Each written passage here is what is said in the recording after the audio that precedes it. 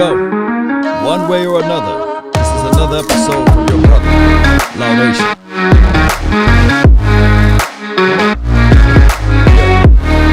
Appreciate everybody for jumping in. On your way in, be sure to smash that like button.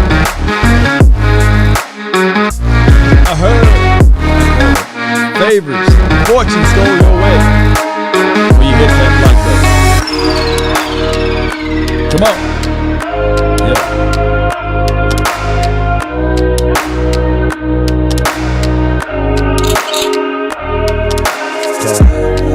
I won't make some glory hole.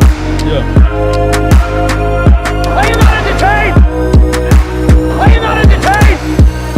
Go. Hey. Go.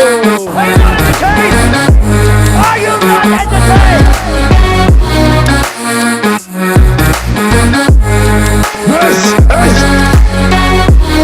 Come on. Come on. You tell them there ain't no party like a long nation party, baby.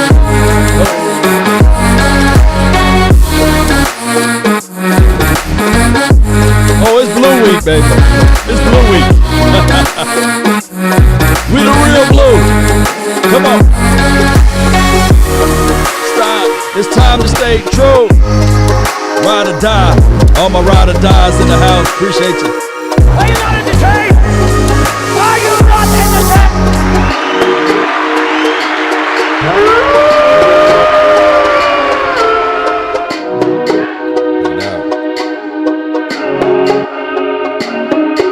Mama, there go that man again with the plan.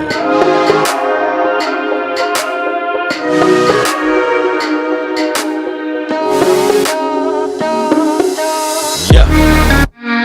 All right. Come on.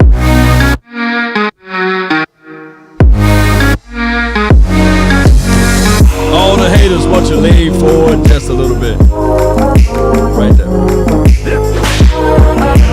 Slap the Godzilla out of it. Yeah. Yeah.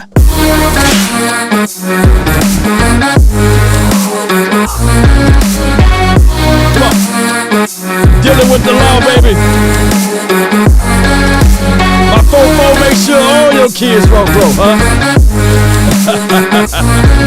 West side, baby. Shout out to the east side, south side, north. We running this. Come on, who running? Who running? Come on. Who running?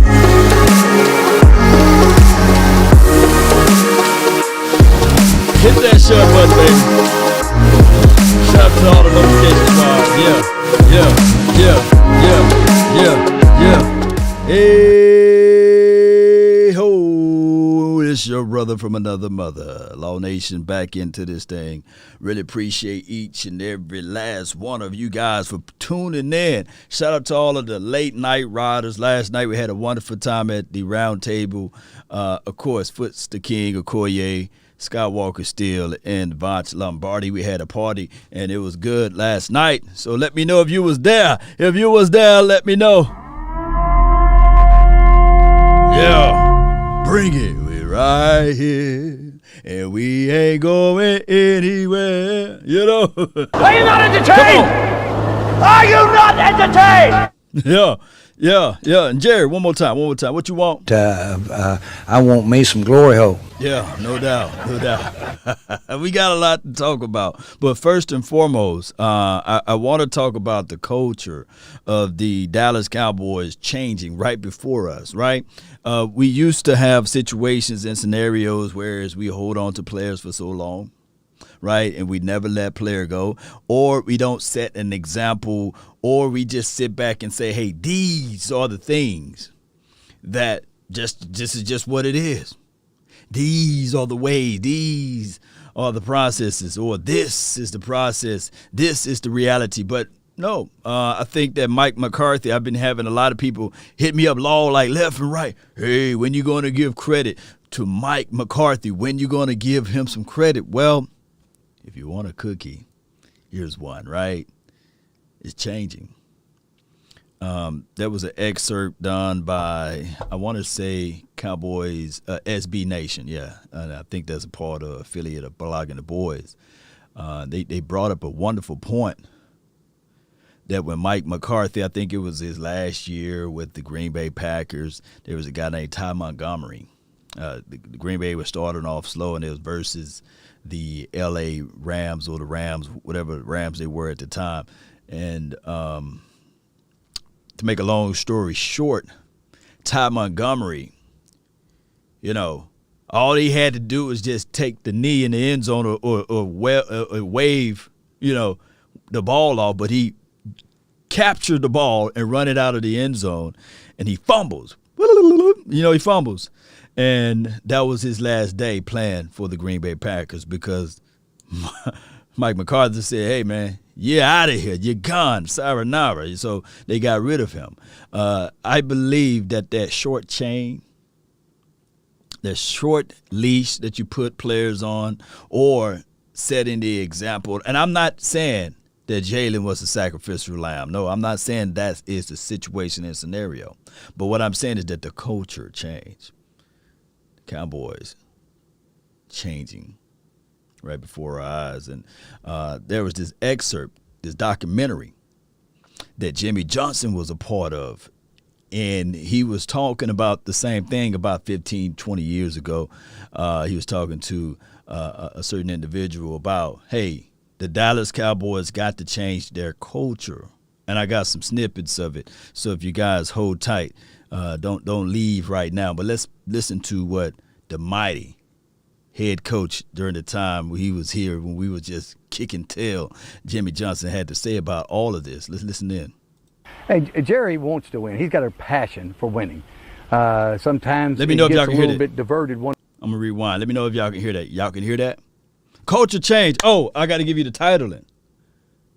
He said, in this football, fear got to be the number one factor. It's hard, Cowboy Nation. It's hard, Cowboy Nation, to tell millionaires what to do, right? That's just the reality. These guys are multimillionaires. But the only way that you can put your foot to their neck is by establishing fear. I'm going to take that away from you. And Jimmy was saying that, hey, his philosophy, his core thinking worked. And matter of fact, I was telling people that Jimmy also lamented the fact that Bill Belichick wanted to know how that process worked so well that every offseason, Bill would fly down to talk to Jimmy about, hey, how can I utilize this? How can I utilize that? How can I elevate this and take away that? But let's listen in. So you guys gave me the thumb up. You guys are able to hear. Let's go. Hey, Jerry wants to win. He's got a passion for winning. Sometimes it gets a little bit diverted one way or another because he wants to be right in the middle of it. But in those 5 years that I was there, people talk about him meddling. He never meddled. I mean, he really didn't. Not with you. Not with me. I did say to him one time, in a live interview, by the way, that there's not a team in the NFL that would hire him as general manager Right. unless he brought his checkbook. Now, I'm right about that. You're exactly right. They just ragging on Jerry. You got to rag on Jerry a little bit here and there. But, hey, this is Jimmy. He's speaking the truth, okay? This is a couple of years ago, many years ago. I think the documentary came out 13 to 14 years ago, by the way. Now, they would hire him to run the organization because I think he's one of the top owners in the NFL. The leadership aspect of a football team, how important is that inside the locker room? I think, if you've got great leadership, the players work harder, they prepare themselves, they're accountable. See, and I think that's the thing that you got to be concerned about in today's football, that a lot of players are not accountable. So now he's talking about accountability. He's talking about the mindset that you got to hold these guys accountable. Sometimes, Cowboy Nation, you can be looking at a play, and from our eyes, sitting on this couch or sitting in your seat or armchair quarterback, as they like to say. Sometimes, hear me out. Don't shank me with the butter knife. Let's listen closely. Sometimes we can say, hey, he made the best play. He made the play. But was it the right play? Was it doing all of the wrong things for the right reasons, right? Was he aligned right? See, coaches know that and we don't. They know what play was called in that coverage. They know where the responsibility, so accountability counts a lot. Goes a long way, not a short way. Because they feel like if they make a great play and then they fumble or they have a penalty, it's no big deal because I made a great play. And I think the biggest thing there, I mean, it's so simple. It's not who makes the most great plays. It's who makes the fewest bad plays. That's what wins in the NFL. And you look at the Cowboys now, hey, there's some players that make great players. And that gets you to thinking, God, man, this bunch is going to be good. But then they turn right around and make some bad plays. When they play the really good teams, the penalties and the turnovers, you can't win with that. I don't care how many great plays you make. If you turn the football over and you have penalties, you're not going to beat the good teams.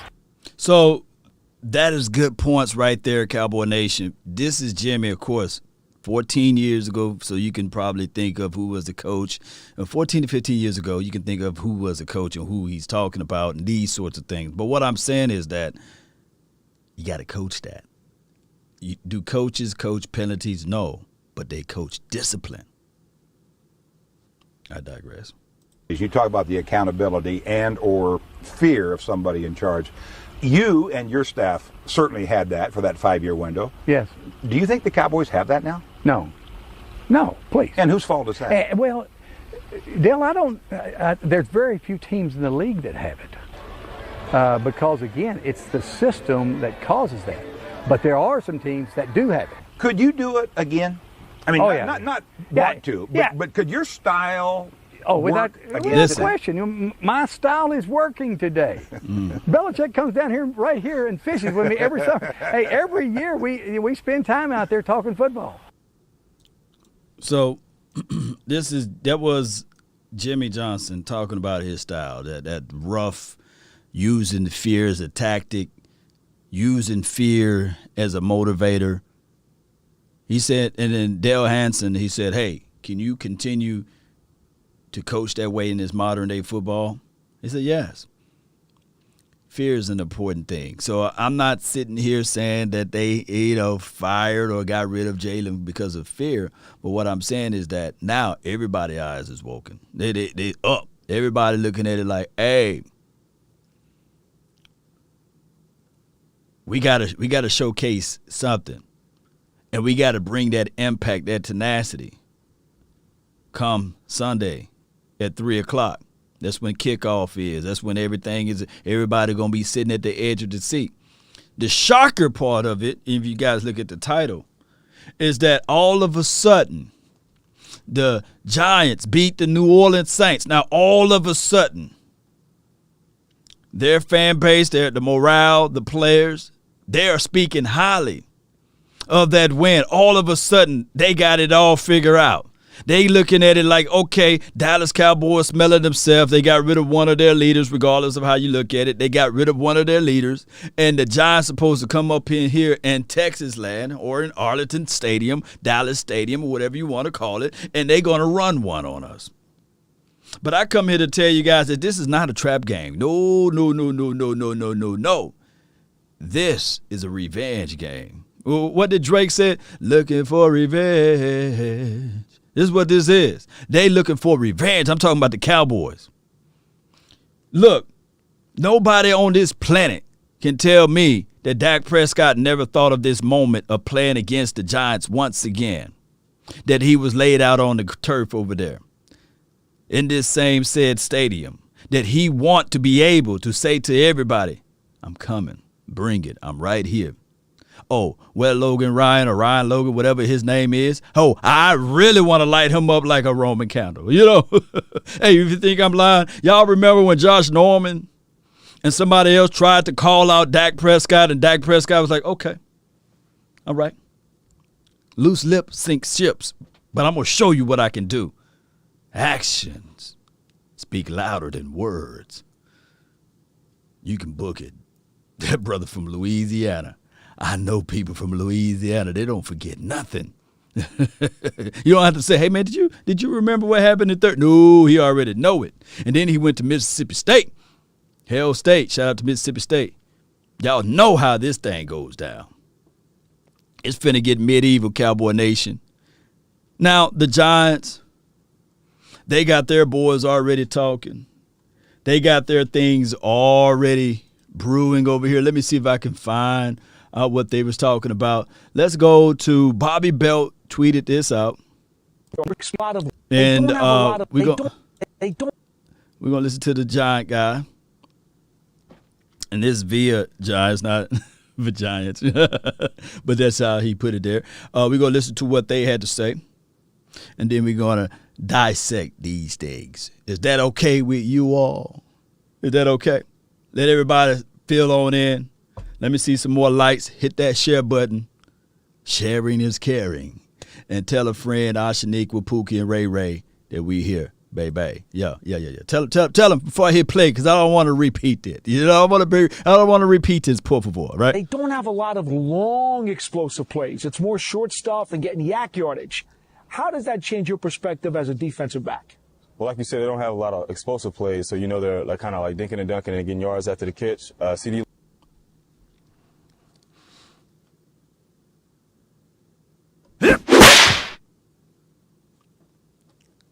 Reason why I have to pull the slap out for that fella that's talking is because this label, I had to say this before I play this clip, labeling is the hardest thing to peel off a player. Let me repeat, labeling is the hardest thing to peel off a player, by the way.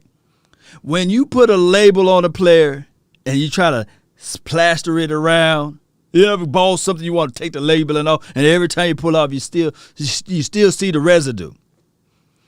That labeling of dinking and dunking is stuck to him so much that even the players think that by their assessment of evaluating Dak Prescott, is that what he do?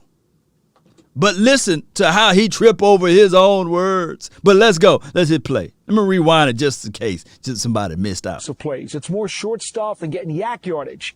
How does that change your perspective as a defensive back? Well, like you said, they don't have a lot of explosive plays, so they're like kind of like dinking and dunking and getting yards after the catch. CD Lamb, Amari Cooper are great guys to get the ball to, because they're elusive in the open field, and also they've been running the ball pretty well with Tony Pollard and also Ezekiel Elliott. So they have a high-powered offense. You just want to definitely attack them, and you never want explosive plays, so you want to keep them in front of you, but limit the yards after catch for sure. And I feel like he's an elite quarterback. They give him the keys to the offense. He's able to dink and dunk, throw the deep ball, medium ball, or hand it off to his weapon, so he does a great job. They don't have. All right, so this is the Dallas Cowboys stats from Pro Football Focus. This is their evaluations of it, and I'm going to go back and talk about this. All right, so the Cowboys overall is third in the National Football League based upon metrics, okay? Stats are for losers, by the way. I'm not sitting out here banging on my chest saying, okay, just because of these stats, the Cowboys are guaranteed a dub. No, you still got to roll up your sleeves, lace them up, and you still got to go out there to play. But offensively, the Cowboys are ranked number 1, defensive-wise 16th. Special teams, we need to improve on that, 27th overall. But I would take the 3rd overall collectively of this team, meaning that there's only 2 other teams that's doing metrics better than the Dallas Cowboys thus far. But I can tell you, a 3-1 record, one can argue that record should be 4-0, but there's neither here nor there. Points, we scored 126 points, 4th place in the National Football League. Points allowed, that's 16th, and that's 97. All right, so let's pay attention. Let's pay attention to the Giants. Okay, they 1-3, the inverse of 3-1, by the way. The inverse, right? Overall, they're 21st. Offense, 18th. Defense, 24th. Special teams in bottom half. Well, on the bottom end, there's only 2 other teams that are doing a worse job than them right now. But, hey, we can't brag about that. We're number 27. So, I mean, it is what it is. The NFL kind of took away special teams anyway as it relates to kickoff and punt returns because they got so many doggone records as it relates to flags that they throw every game day. It's crazy. But I come here to tell you guys, if you think that Adoree Jackson and, of course, James Bradbury, I like his skill set. He's no one to sneeze at. But if you think that those 2 boys are up to the snuff to try to stop all wide receivers all day, plus, dare I say, trying to tell me that they're going to all of a sudden stop the run too. I got something to tell you guys. I got land on the moon for sale. Matter of fact, it's cheap right now. One-way tickets. I got an extra jet pack that you can buy with the purchase of the land, by the way. Just come on down here to Dallas. And I give you the opportunity to present your pricing so you can go straight to the land of the moon for sale, because I believe in the hearts of hearts that this Dallas Cowboys team is going to sniff out these Giants, and it's time to squash them. It's time to squash them.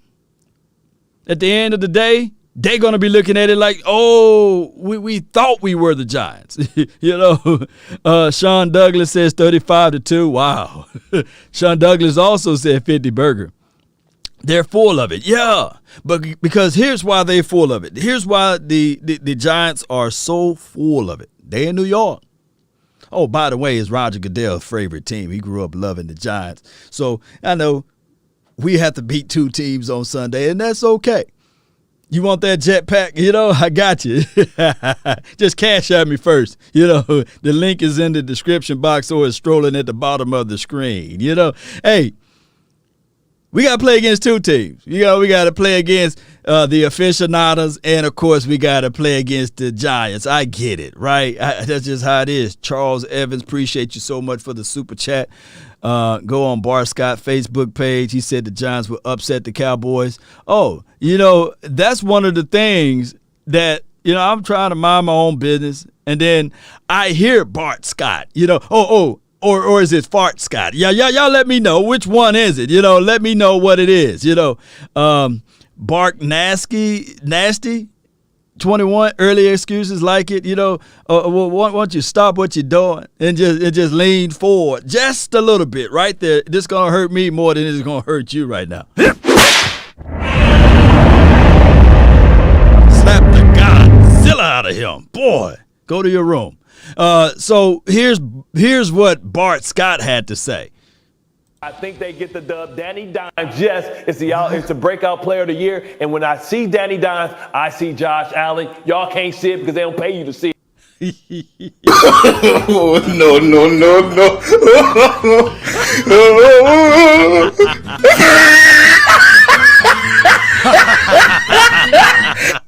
This brother then got on national TV, done put on a suit, you know what I'm saying? Got the camera from left to right and got the ability to look right into the face of the camera and said when he see Danny, and then he used the word Dimes, and he said that Danny Dimes is equivalent to Josh Allen. Let's hear that again. Oh, no.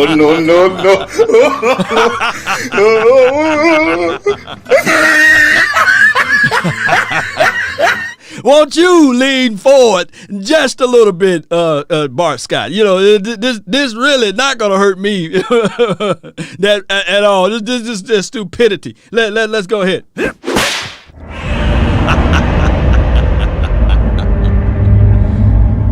Did y'all hear that?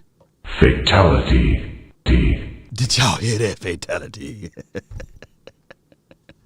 Oh my goodness! This I can't make this stuff up, man. I got to rewind for your mind. Danny Dimes, yes, it's the breakout player of the year. And when I see Danny Dimes, I see Josh Allen. Y'all can't see it because they don't pay you to see it. I can read the future.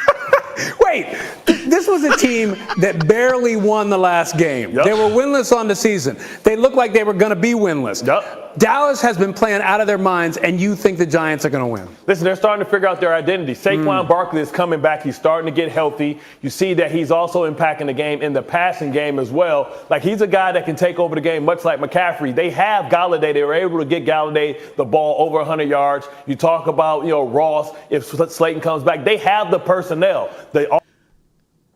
Lean forward just a little bit again.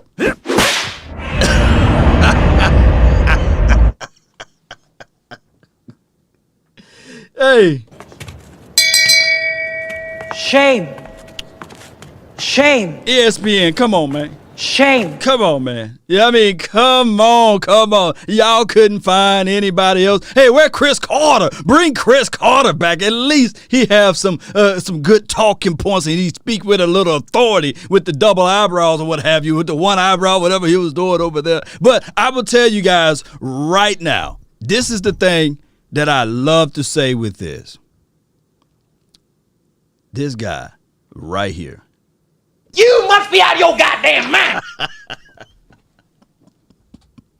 Offensive line is getting better. And listen, I'm telling you, I said before, when I see Danny Dimes, I see Josh Allen. If you look at their splits before this season, before Josh Allen got Diggs, his numbers were very similar to Danny Dimes. And Danny Dimes is way more athletic than we give him credit for. I know he walks around in Docker khakis, but this guy's an athlete. He's got over 21 yards, and that RPO stuff is giving defenses fits. What about? All right, so he's saying, basically, I'm just trying to put the puzzle together. I'm just trying to help out the Giants fans. So you saying that Galladay, there I say, is equivalent to Stephon Diggs, and also, hear me out, that all of a sudden, that if you look at the numbers, and you know how numbers can be very misleading, and I'm not saying that numbers is the way to go, but I would tell you guys, just from natural eyes, I don't see the same quarterback, Allen and Danny Dimes, as they say. This is going to be called Danny Crimes because he's going to be given a crime out there of the fact that he is robbing the Giants blind of all of these false hopes and false feelings that they're going to do something with him. I'm going to tell you guys this right quick. Here's the situation. I recall Galladay playing for the Detroit Lions, right? Who was that quarterback? Was his name Matthew Stafford, by the way? What was that his name at the time when he was playing for the Giants? I mean, for the Lions, right? And if Matthew Stafford couldn't get Galladay the ball to beat us left and right and left, what makes you think that all of a sudden Galladay is just going to walk up to Trayvon Diggs or walk up? Yeah, look, this could be a situation where he could just walk up to one of our safeties, whatever it may be. Do y'all think that he's really just going to light it up on us? Now, Galladay, I'm not sitting here saying that he's trash or anything, but I would take Matthew Stafford over Danny. Somebody said two nickels. So y'all come up with these names. But Danny, robbing them blind. Here's the thing. You know who the leading rusher for the Giants, by the way, since he did lamented that Saquon Barkley said, hello, I'm here because he caught a pass on Lattimore. Yeah, I give him that. But I thought we got a running back neutralizer, right? Let's look into this. Danny Dimes. He got more yards than Dak Prescott. Yeah. What you want, a cookie?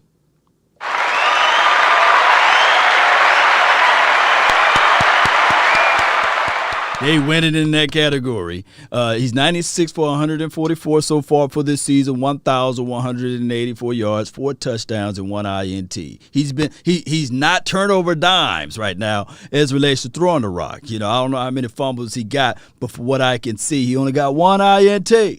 Dak Prescott is 100 for 133 right now, 1,066 yards, 10 tubs, and 2 INTs. That's Dak Prescott. But look, lo and behold, stats are for losers, by the way. I'm not saying that these stats will validate anything. Validation is only good for parking, by the way. But you guys may want to write that down. Danny Dimes, 27 attempts for 188 yards and 2 tubs. That is their leading rusher right now, collectively speaking. Elijah Elliott, 64 carries, 342 yards, 4 tubs, okay? So he's been our guy when we get into the red zone. Ezekiel been punching it in.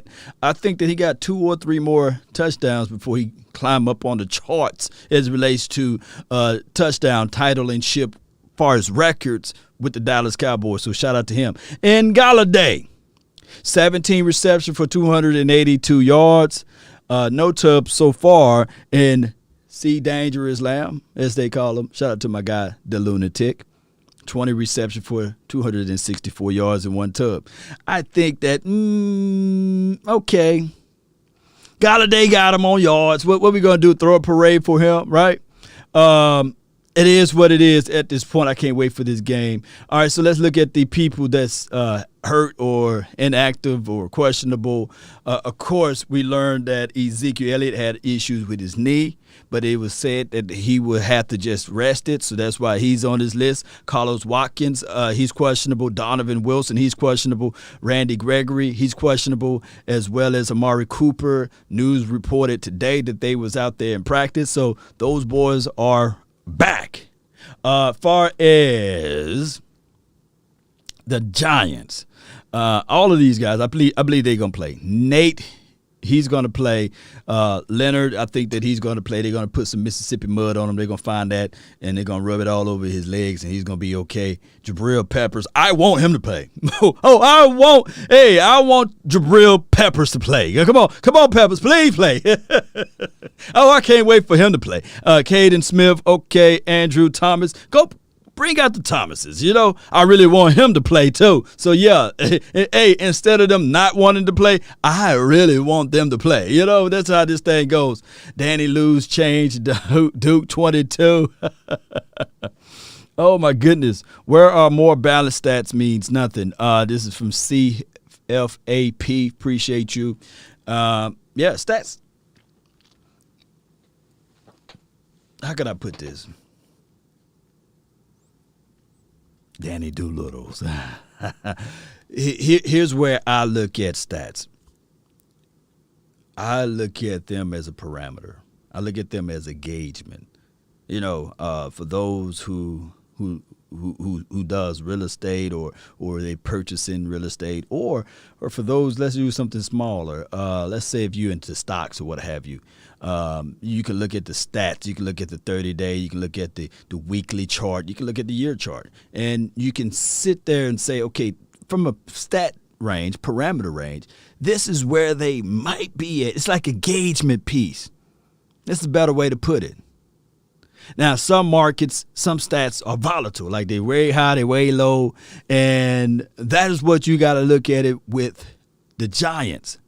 They volatile. It's like a volatile market. It's like a market that you can sit there and say, all right, yeah, they had some close games, but how what was the reason why they lost, right? Oh, where were they consistent at? You see, you're looking for something to be a little bit more finite, something that's a little bit more, hey, I can plant my seed here and it will grow. It's something more to it than just blindly looking at stats and say, okay, this is where they're going to be at. It is what it is. So you got to be able to decipher the stats. That's all I'm saying. Appreciate you, King. Was it anybody knows if they play 2 high shell or in the past they played 3 weeks, what have you? Well, their front, they can create pressure. And just to give you guys some objective analysis, Dexter Lawrence, shout out to the Laws, he's been doing a hell of a job of penetrating, gobbling up 2 blocks, and then allowing your guys off the edge. Leonard Williams, he's no one to sneeze at. I think that he's a very high impact type of player. Kudos to him, Leonard Williams. He's the guy that no matter where you put him at on the field, you got to pay attention to him. 6'5", 302 pounds. Got the nice build for it. He can get skinny, get upfield, and he have 1 sack for the season, 8 solos. But when you look at it, look at the pressure, look at everything. But and this is the main thing. When I was talking about stats, they don't tell the complete picture. Because if you just casually looking at this and say, okay, well, Chauncey Golston got 1 sack. But no, it's the impact that matters, right? Or the context that matter within the confines of a game. What impact will this player give you, right? So Leonard Williams is one of those guys. I believe that if they can create pressure up front, if they can make this thing dangerous for the Cowboys, then it will be something similar to what we call the Dallas Cowboys versus the Panthers game. Whereas the Giants, dare I say, will be pretty much hanging with the Cowboys for the first quarter and the second quarter, and eventually in the third and fourth quarter, the Cowboys pull off because of the inefficiencies of their quarterback and the inefficiencies of their offensive line. I believe that I trust my front four versus their front five, and that's how we're going to get home, by creating pressure. And on top of that, the Cowboys must create a game plan to neutralize what they want to do. And that's RPO that's running the ball with Danny Dimes, who is their leading rusher right now. Saquon Barkley. Oh my goodness, they're using him as a detached decoy. But I'm not limiting Saquon for all of the fragile Giants fans out there and some of the people that got him on their fantasy squad. I'm not limiting him because he's still an explosive player, and you still got to make sure that you keep everything secure. Let me know if I'm lying. Can they score 30 points, Casey? That is the deciding factor. I don't think that the Giants are crafty enough to score north of 30 points. I think that the Giants can score right at their average, and I'm not saying that the stats is what you're going at, but I'm looking at it from a perspective of looking at their game tape and their style of system on how they score. They score with gadget plays. Now, Danny, he'll close his eyes and say, "For Allah," he'll throw the ball. You know what I'm saying? And that can happen. But it's not a playbook where you can look at it and say, here is the rhythm. This is what they're trying to do. This is what they're trying to take away. They average, I believe, right at 20 to 21 points a game, give or take. Cowboys averaging right at 28, 29, close to 30. That is a big gap between the two. It's a two possession between there, of being able to have the scoring ability.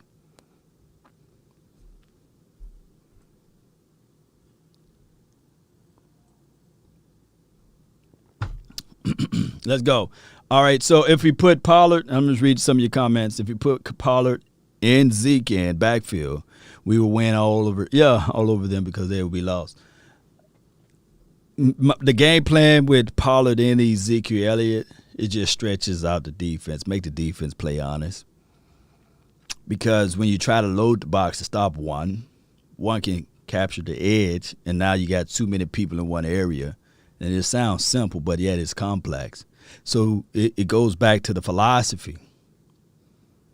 We're going to try to play two deep safety look, forces the running back to eat, and then running backs do eat. Off of a light body box, shoot, Dak Prescott is going to do like this. White 80. And he put the ball right into Ezekiel Elliott's belly. Or Tony Pollard. Yeah. So that's just how that goes. Appreciate everybody for watching. All right, so let's listen in to this question right here. I'm going to post it before I hit the play button on it. Now, this was a topic just to give you guys some objectivity. Should we trust the Cowboys defense? I'm going to let you guys simple yes or no before I play the clip. Or somebody can put maybe if you're feeling kind of froggy, you're feeling kind of skittish on everything. Duke 22, Duke 22. Yes. I am Anisha says yes. Marlon says yes. 35-14. You kind of close to my prediction there, God of War. Yes, sir. I got all yes. I got hell yes. Any Giants fans in the house? Any Giants fan? Are you not entertained? Are you not entertained? Normally I get 2 or 3 Giants fans out there. Normally I will get a few, but I ain't getting none today, huh? Yes. All you got to do is say yes. That all was right with the defense. Or are you waiting for that other shoe to drop? Man, I don't want to be I don't want to be a victim of being stubborn because just out of the sake of wanting to be right. all off season for the past few years, I've trashed this entire side of the ball. Call him the hot noise, talk Lawrence, Jalen swipe, just making fun of them. Mike Nolan, the hire was a joke to begin with. Now, let's just go through each level and see what they have. Defensive line wise, I mean, you're feeling good about Gregory. You're loving Micah Parsons when he rushes the passer. And, Odighizuwa is maybe the defensive surprise of the season. Steve, 52-9. If that happened, I'm gonna try to remember your name. 52-9. If that happened, you got to put that behind it. Is it Cowboys or is it Giants? And if that happened, I got a jersey for you, man. I really do. 52-9. I got a jersey for it. Just Steve, just put it down. Put your name down behind it, like the Cowboys or the Giants, because I really want to be precise when I give out these awards. Okay, Steve, so 52-9. Okay, I got my pen here because I like when people boldly put out their predictions like that, and every now and then we do get one to hit like that. But Steve, I'm going to put that down. We've taken a quick break for Steve, 52-9. And Steve, what's your jersey size, man? What's your jersey size? Let me know. Large, small, medium, sub-medium. Let me know. Extra large. What are you? So I can go get this jersey for you. I'm waiting for you, Steve. Come on, Steve. 52-9. That number just spoke out to me, man. 52-9. He exhaled. Okay, I got you, Steve. Big Steve was extra large. I wrote it down. I'm going to pin it over here. I wrote it down. I'm going to pin it over here in my corner.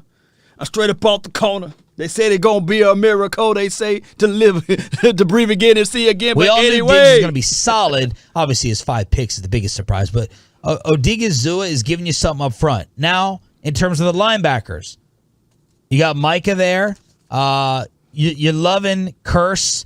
Now, I know Curse is on the back end, but the additions of Curse and Keanu Neal, I didn't think were going to be this impactful. Vander Esch has been solid. You got Diggs. I'm worried about the other corner. So repeat the question. Do you trust the defense? That's all is right. Yeah. Or are you waiting for that shoe to drop? Man. I'm waiting for the shoe to drop. I'm not waiting for the shoe to drop to be horrible. Mm-hmm. I'm waiting for the shoe to drop for some of this turnover flash to wear off. Brad Sham said this the other day on the pregame show. He said there's going to be a game where you're not getting 2 turnovers. They're getting 2 turnovers every game. That's going to stop. That's going to fade. All right, so here's the thing, what we discussed last night on the turnover talk. And shout out to my guy, Scott Walker. Check him out on A to Z Dallas. And they got a great stuff over there. They do a morning show every morning, so be sure to check them out. Here's the thing. Like he lamented, and it was just beautiful how he wrote it all down. These are not turnovers. These are takeaways. Diggs is literally taking the ball away. On top of that, when you look at everything, what create turnovers? What create just the natural raw of turnovers? Have you guys thought of that? What happens to pipes when they burst? Pressure.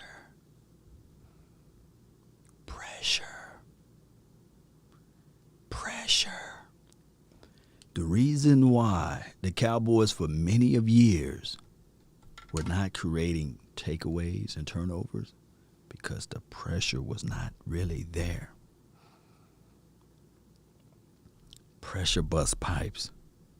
And I'm just telling you, man, this guy's like, he's just living in my mind right now. Wiz Kid. During the off season, Scott said the exact same thing about the defensive line coach. look at it from this perspective. Dan Quinn, principles of teaching is not just to be the defensive coordinator. He's have everything to do with the defensive line. Pressure. Dan Quinn, when you watch, and remove Dan Quinn, head coach for Atlantaland, out of your mind. Because he didn't have the time. Oh, that's all rhyming, baby. To teach and elevate his defensive line. Boy, I'm like Dr. Seuss now. 1 fish, 2 fish, 2 fish, blue fish. Mess with me, boy, you be toothless with this information that I'm giving you. And I'm not selfish. Oh my goodness, that rhyme book coming out soon. But I'm telling you guys that Dan Quinn working on a Chauncey Golston all off season. Tangible. Something that you can physically touch. Working with Osa. That's why you see the Rook got those pressures and got a sack. So when you look at even when old boy was here, Carlos Watkins, and when he was here, when he was healthy, you saw him create pressure, and you saw Randy Gregory. Now they're moving Micah Parson around like a chess piece on the chessboard. They're moving him around, putting him on the edge. Oh, he got seat control. Oh, excuse me, now he's shooting through the A or the B gap. That demands a turnover. That demands a takeaway. I asked for everybody, kids, go to your room. I'm finna use a cuss word. I got one that I can at least use a day. And they say, in the Serengeti, in the jungle, who's the king? Who's the king of the jungle? Yeah, I just need to have the line. I just need to see my brother Ryan. He's already laughing because he already know what I'm about to say. He already know what I'm about to say. Who's the king of the jungle? In the Serengeti, who's the king? I just need for somebody to put it in the chat box. What's the animal? What's the animal name? Don't just put beast. Rico, he put it down. Yeah.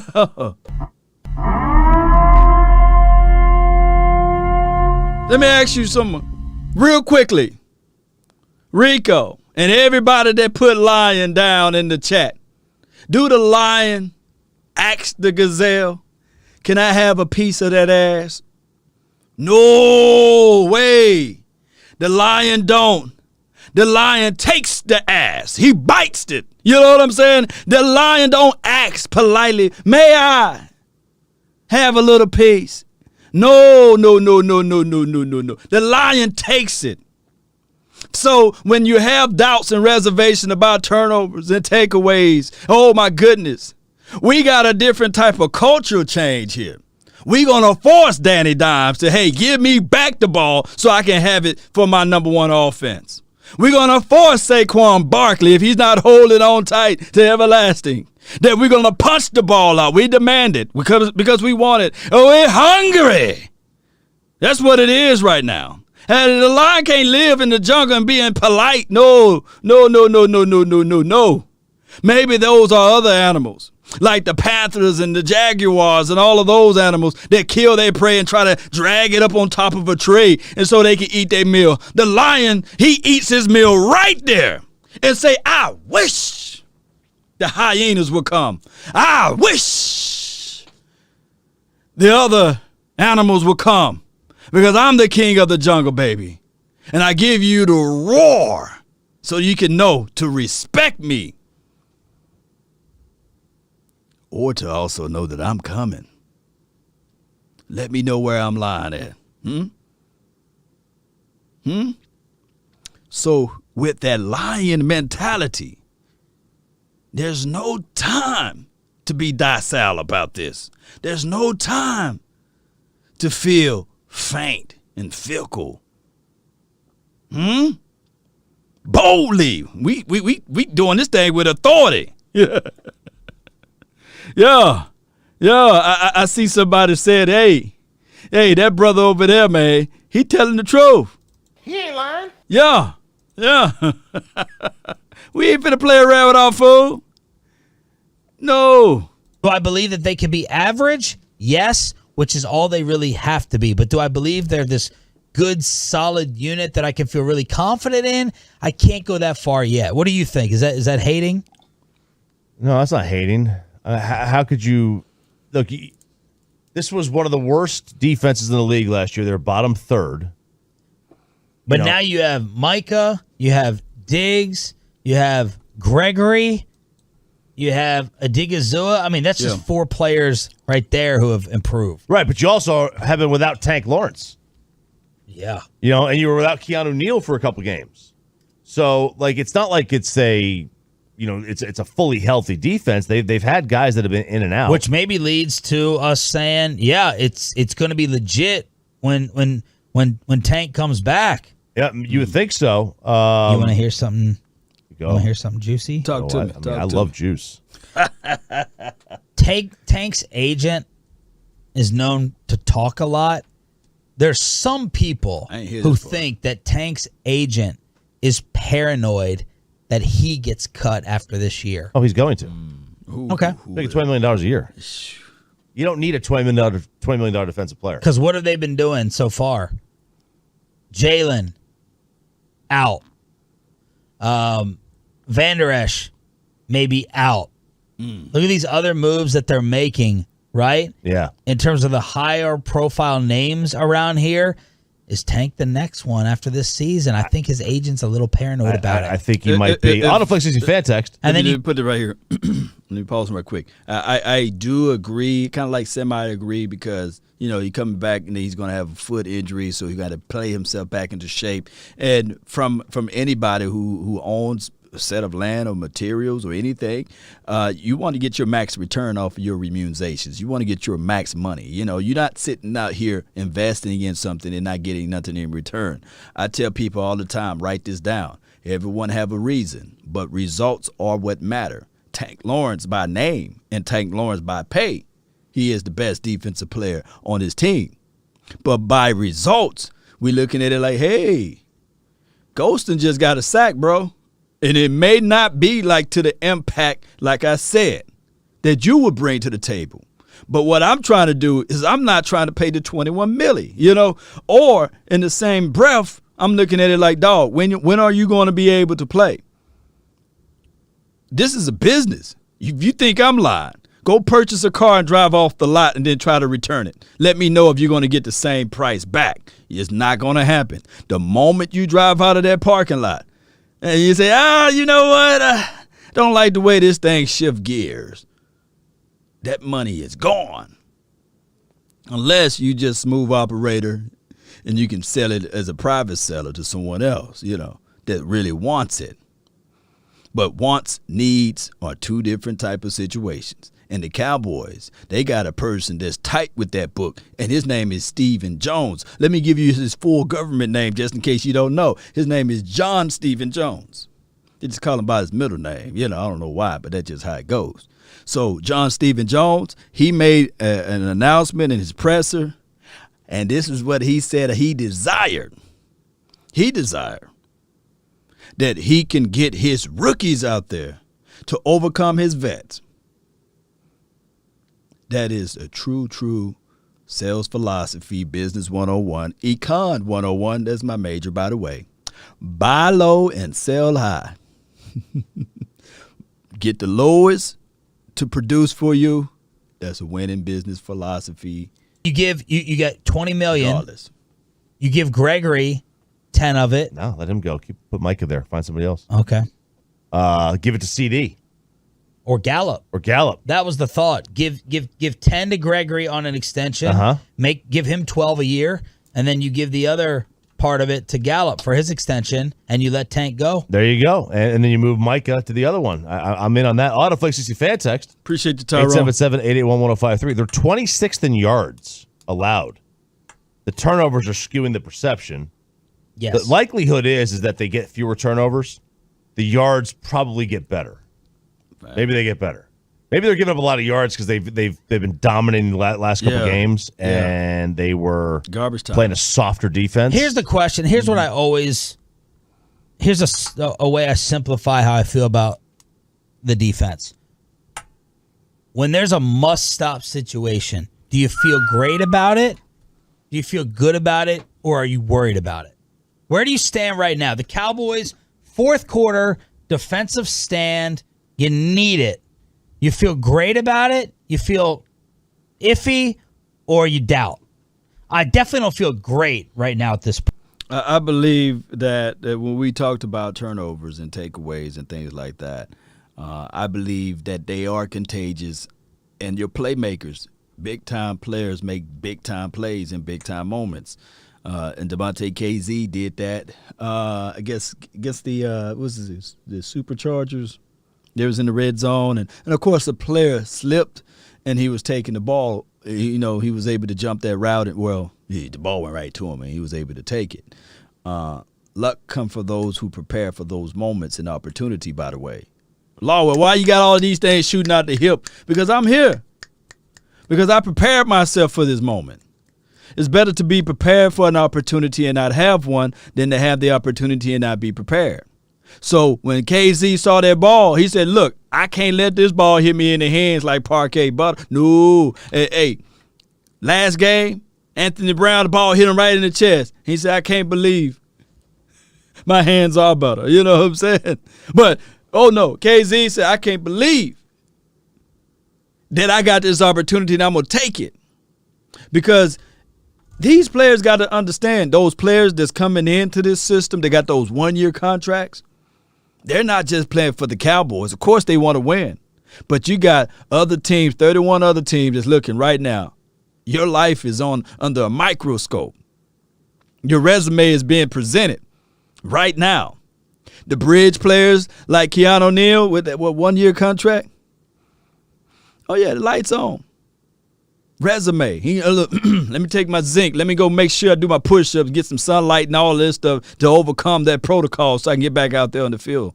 I'm ready, sir. That was Keanu Neal's mindset. Right now, I believe that La'el Collins is pacing the floor enough to walk a hole in it because he's looking at Terrence Steele moving furniture away, throwing bodies all around. Hey, La'el Collins knows what's going on. He's seen the writing on the wall, too, by the way. So let me go ahead and sue the NFL. Hey, man, you only got 2 more games left off your suspension. I don't give a dog. I want to get back out there. I want to prove to everybody I'm innocent. But he sees Terrence Steele making plays, dare I say. Let me know if I'm lying. Those who play sports, especially Ryan know it, playing for contracts. Yeah, you know it. Ryan out there, he see it. Shoot, let that young buck come up.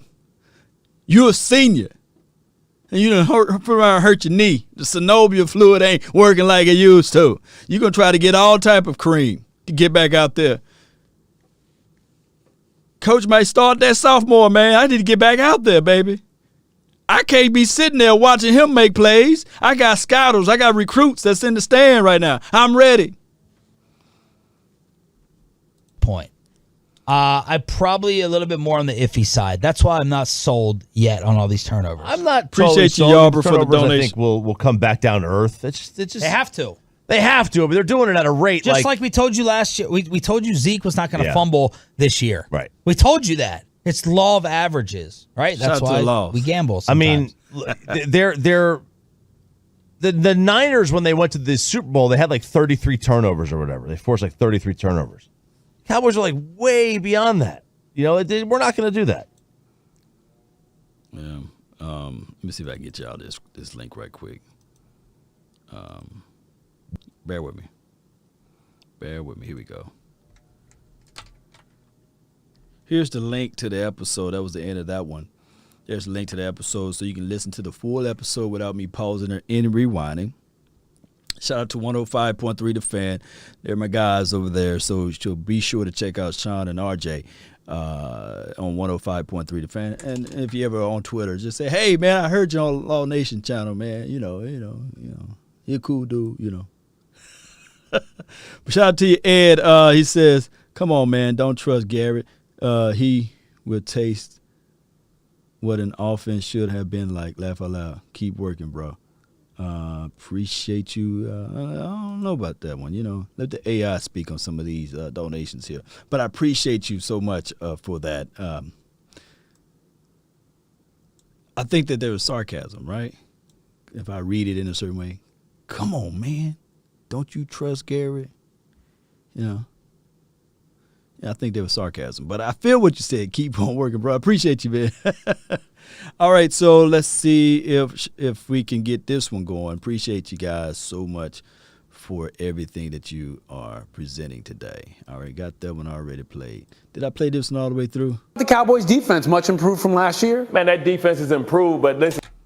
This is Get Up Again. This is Bart Scott and the other co-host there. Let's listen. It was no place to go but up, right? You talk about, they're more athletic, and they're really leaning on that offense, putting up points and making teams one-dimensional. I think this week they're going to have to play football. And when you talk about playing within the division, the records don't matter. You talk about teams that are very familiar with each other's personnel. They know what players do well, what they can't do well. And listen, Jason Garrett's been over there. He knows some of that personnel as well. I think they take advantage of the intel that they have. Everybody was thinking, especially in the New York market, that it was over for the Giants. And I can't even believe you're talking about how they can upset the Cowboys. They should have beat the Washington football team. Listen, this is a team that has beat themselves, made mistakes. It is not because their quarterback hasn't played at a high level. Go on Bart Scott Facebook page and he said Giants will upset the Cowboys ... Smiley face. That's crazy, Evans. Yeah, crazy, man. But Bart Scott is spitting out over here. Over 400 yards last week. Listen, he's ready for the outbreak, and listen, I'm going to stick with that until the wheels fall off. All right, there you go. And they're taking on the Giants, Cowboys in Jerry World. He says they're going to win. We're going to run this back if they lose, just so you know. So moving on. Don't do that. Let's talk about some. So the theory that Jason Garrett knows the personnel. I'm laughing because unless Jason Garrett, because the majority of the people that we kept on this team on the offensive side of the coin, like Dak Prescott, Jason Garrett knows him. Of course, Mari Cooper, Gallup not even playing this weekend, right? Tyron Smith and Zach Martin, Schultz, Jarwin. But that don't mean a hill of beans because this defense is a whole different defense. He don't know all of the people on the. This is a whole look. This defense is different. Yeah, I know Anthony Brown. Come on, fam. That's low hanging fruit there. So I guess that Jason Garrett is going to disguise a scheme just to penetrate Anthony Brown. I would love to see it. Jason Garrett. Like I said, met the man, wonderful guy. He's going to do just this right here. He's going to formulate, hear me out, Cowboy Nation, a situation whereas he's going to say, his guys versus our guys. That's just how that goes. That's just how it goes. We're going to do what we do best. We're going to do what we do best. That's his philosophy. That's the way he thinks. Because at the end of the day, like I said, met Jason Garrett, cool guy. Let me see if I can give me 1 second right here. No, I don't want to do it this way. We're going to do it this way. Bear with me, Cowboy Nation. I might freeze for a second. Here we go. Freeze at a good time right there. There we go. There we go. Here we go. Like I said, wonderful guy. But we know who Jason Garrett is. Appreciate you, Father Time. Shout out to you, C-Pain. Appreciate you, man. Appreciate you. Jason Garrett. Give me all of the secrets there. Okay. We already know what you're going to do. How you doing, guys? Jason Garrett. Firm handshake, by the way. Cool guy. But I come here to tell you guys that Jason Garrett is still Jason Garrett. And it's time for the Cowboys to do their thing. So I believe that Dak Prescott will be the guy that's going to go out there and look for revenge. How that song's looking for revenge. That is what's going to happen. Anthony Brown been playing better. This from my guy Thomas Leach. I agree. I flat out agree. Anthony Brown been playing better, but he's going to have to play even better if he want to continue to have that spot there.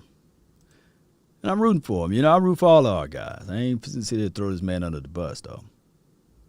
Let the AI speak. But Tank create turnovers. He the only one that forced the fumble. Tyrone Church. You talking about that game one when he forced the fumble on a running back? Yeah, he forced fumbles, what have you. But what's going to happen here is that the moment that Golston is continuing to improve, Osa is continuing to improve, they're figuring out ways. Look, this is a hard reality. I like all of our guys. I really do. Let the AI speak. Appreciate you. Matt, thank you so much for your donation there, too. I thought the AI was going to speak. She's a little behind today. But I'm going to tell you guys this right here.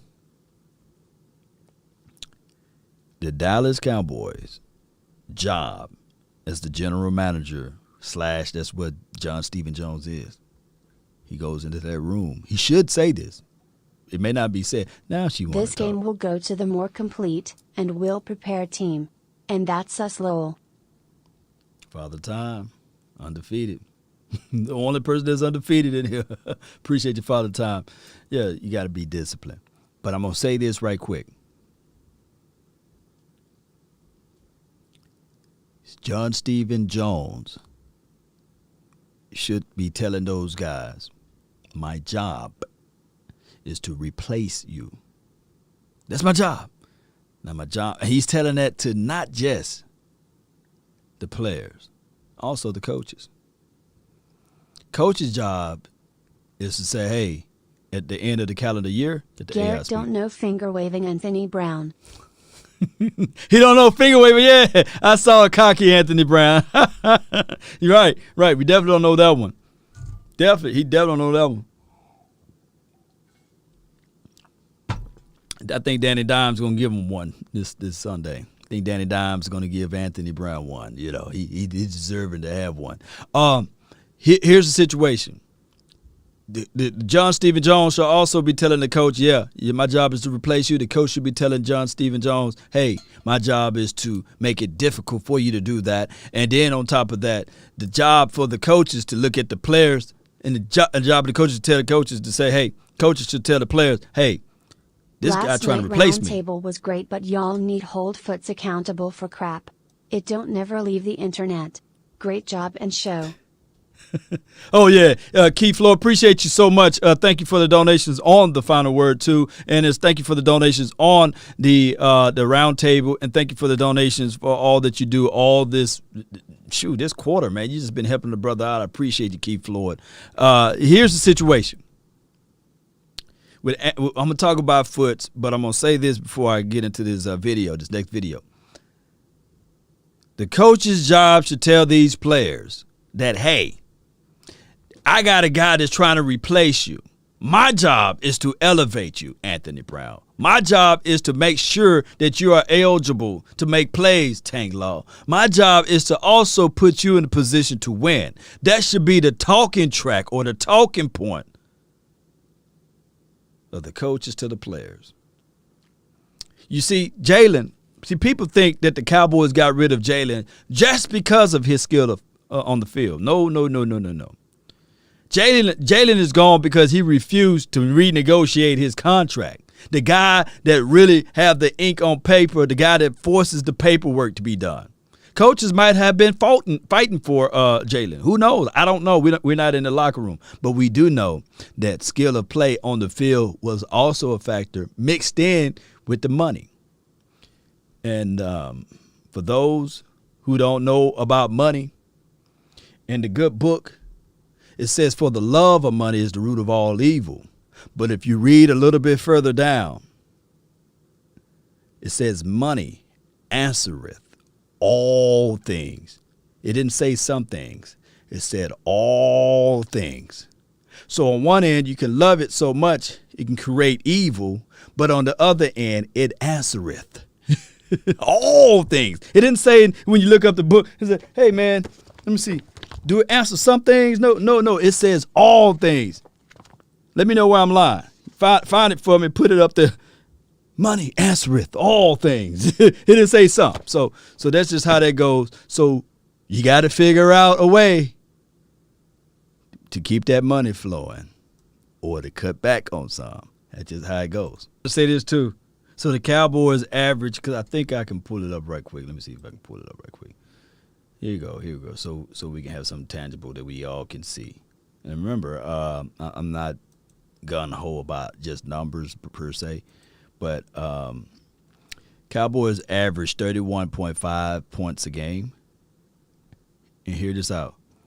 The New York, they average 20.8 points a game. So that's like 11, maybe close to 12, 2 possessions, right? Points. So points allowed. Just look at this right here. This is a good one. The Giants, they allowed 23 points a game. The Cowboys allowed 24. So it's like, and this is a rivalry game. You got to look at it like that. Although I believe that the Cowboys are beating the hell out of the Giants as it relates to head-to-head matchups or what have you. So, really it's not a rivalry, but, people can look at that and say that it is and say that it's not. For the Giants fans, they were circumvented and say that it's not. But, it is what it is. But we own the head-to-head matchup versus the Giants, I believe, Matter of fact, just for curiosity, let me see if I can type that in, and we'll listen to the rest of this in a few. Hold on. Because they say bad teams, good teams. But when the Cowboys lose, look, that's the craziest thing.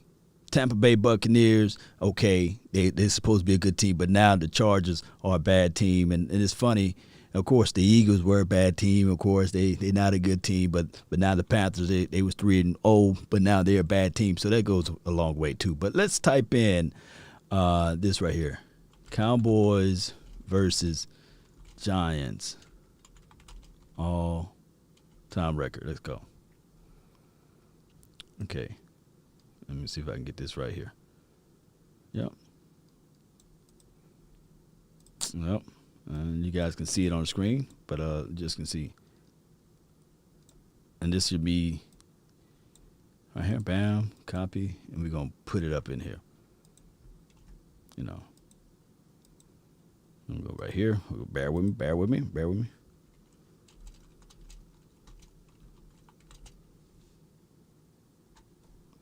Are you guys able to see that? Yep. All-time series, So is that considered a rivalry there, I say? Well, the Cowboys, it's just, it's just what it is, I mean, it's not me being braggadocious or anything. Everyone said, hey, man, TV is so crazy. That brother said, he ignored the fact. That joker said, I got 3. He got 3 rides.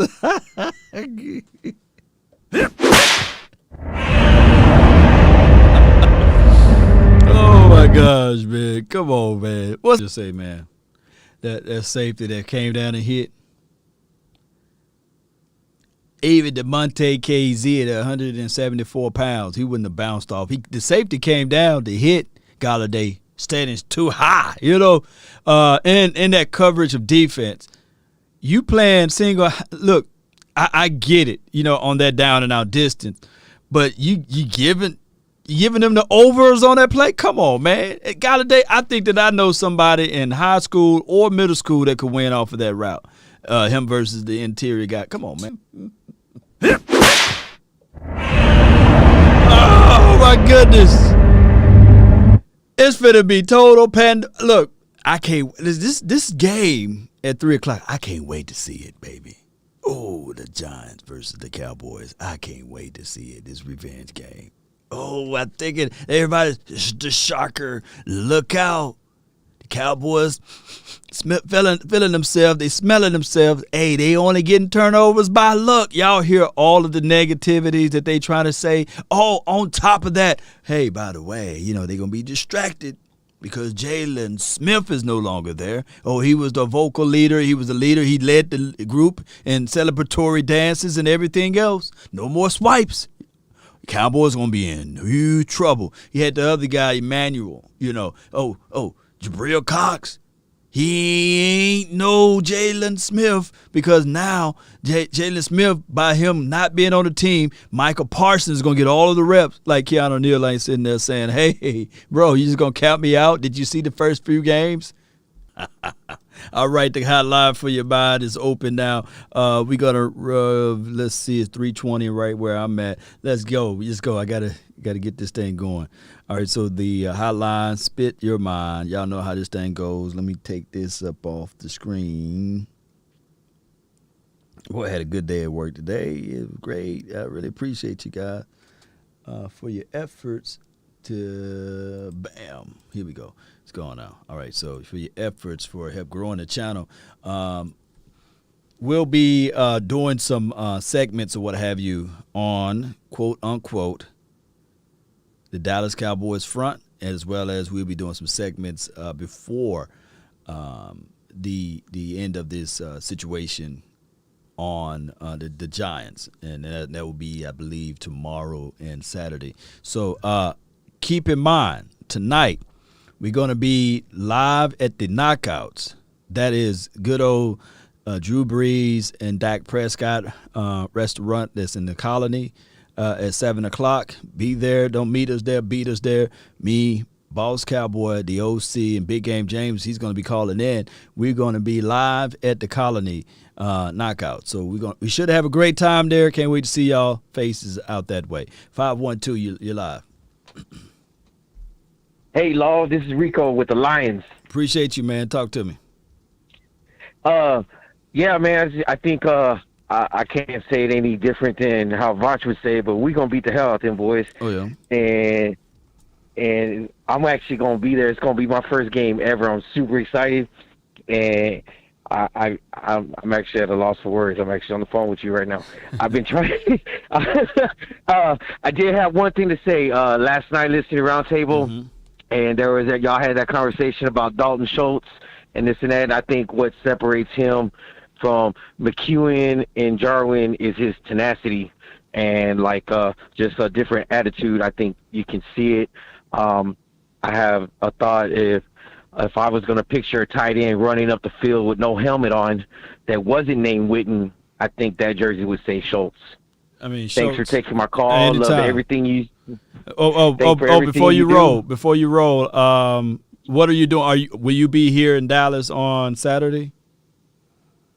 Yeah, we're actually going to be leaving Austin tomorrow morning, visit family, and then I was going to hit the fair with my kids on Saturday, and then the game on Sunday, come home Monday. All right, we got an event on Saturday between 1 and 4. We're gonna have Michael Gallup at the event, as well as another star player, and I can't say his name yet, but he's going to be at the event. He's an impactful player, and he was drafted in the earlier rounds, and he played for the Cowboys, and he's a very polarizing guy. So it's going to be at the Toyota Music Factory.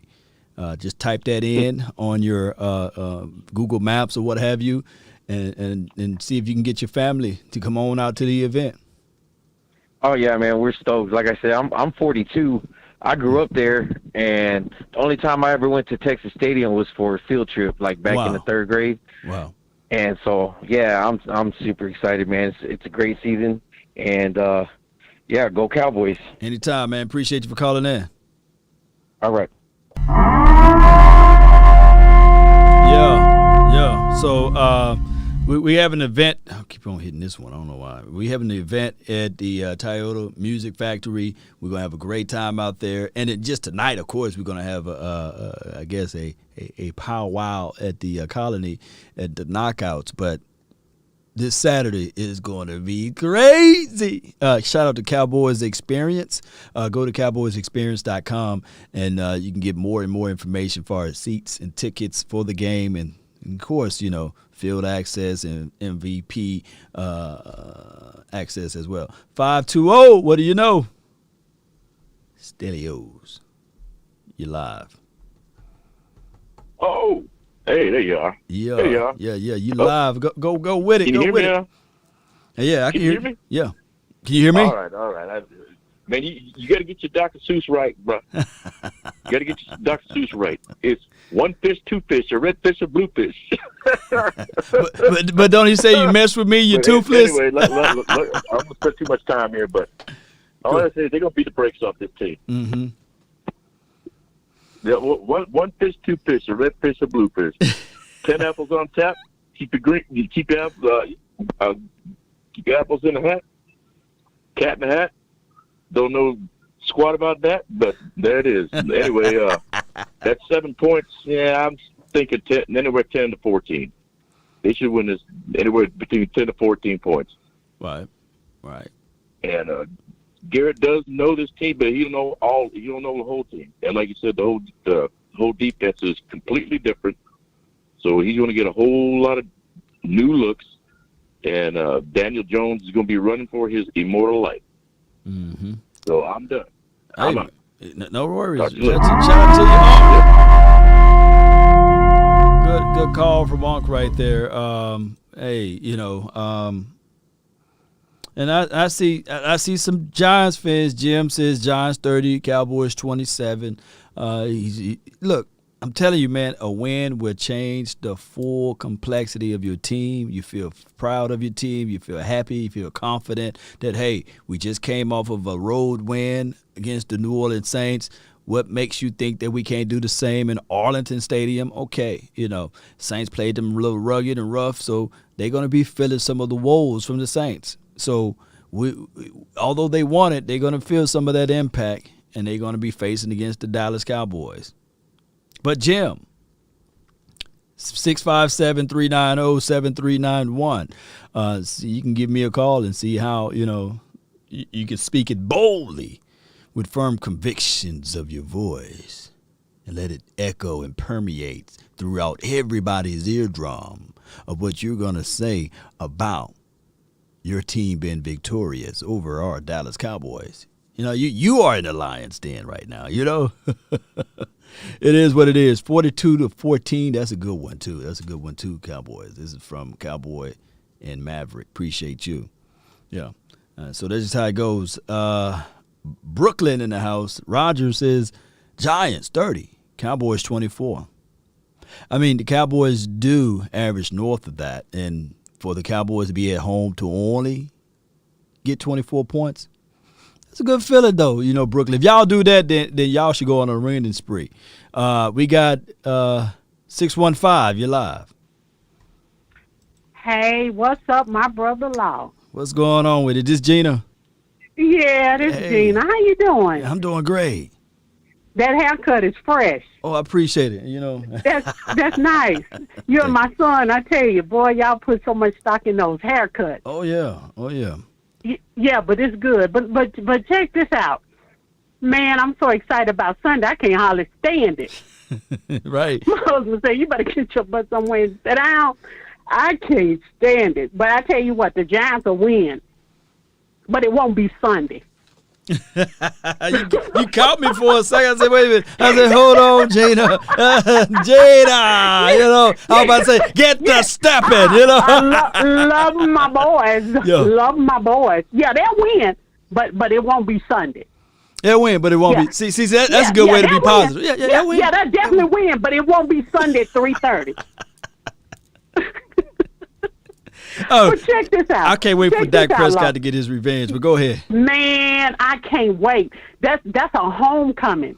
That's a homecoming game. That's a big homecoming game. We should be so excited. I'll be coming to Dallas for that Falcons game. Me and my kids. They've been down there, but I've seen Dallas play, but I haven't been to the stadium. So we're going to do a tour that day. And then we're going to the game Sunday. So we're going to do the tour Saturday and do the rally and all that. So okay, I'm so looking forward to it, and I'm gonna keep up with whatever you have going on around that time too. We have an event before every home game, so I'm quite sure around that time frame we should have a star player. One of the players that we're working on, I can say this one freely, He's part of the 88 club. I ain't gonna say if he's current or not, but Oh, I'm trying to be secretive of it. So I want you to come on out to the Cowboys experience and make sure you check those things out. Oh man, I can't wait. You see, my kids got to meet Uncle Law. My kids got to meet. I told them, I said, y'all got to meet Uncle Law. My brother, my son, he's like, who is Uncle Law? You gotta meet your uncle that you don't know about. Right. With the beard but they and were all. raised. My son's like, Mama, we couldn't have any other team. We slept on Dallas Cowboy sheets. We had Dallas Cowboy wallpaper up. Shoot, I didn't have a choice but to be a Dallas Cowboy. Facts. But yeah, I love them. I'm so excited, man. I'm so excited. I've seen them play, but not at the stadium. So I'm so looking forward to that weekend. But I'm gonna keep tabs on what you got going on, and we're gonna make sure we show up. 10-4. I really appreciate you, Jaden. Thank you so much. Yeah, we love you so much. Thank you. We appreciate you. Yeah, go Cowboys. Are you not entertained? Yes, indeed. Are you not entertained? That's a good call from Gina. That's a good call from her. Always a good one when people call in and they say, hey, I've been watching your channel. It's a family-friendly channel, too, So I hope that the people, when I said I'm going to say that cuss word, I hope that they was like, cover the ears. Kids, cover the ears. We got 502. What's new? I hope that the people, when I said I'm saying. Turn your radio down. You're live, 502. You're live. Oh, hello. What's good? Law. What's good? I'm good. I'm here. Law, how you doing today? Well, I'm doing well. Brother, I've been watching you for a long time. This is the first time I've called in. Is this Ron? And I'm calling you from Kentucky. Oh, Kentucky. Okay, good. Yes, sir. I have loved to come and see you, but I live so far out. It's okay. But anyway, man, the boys are going to win big time, man.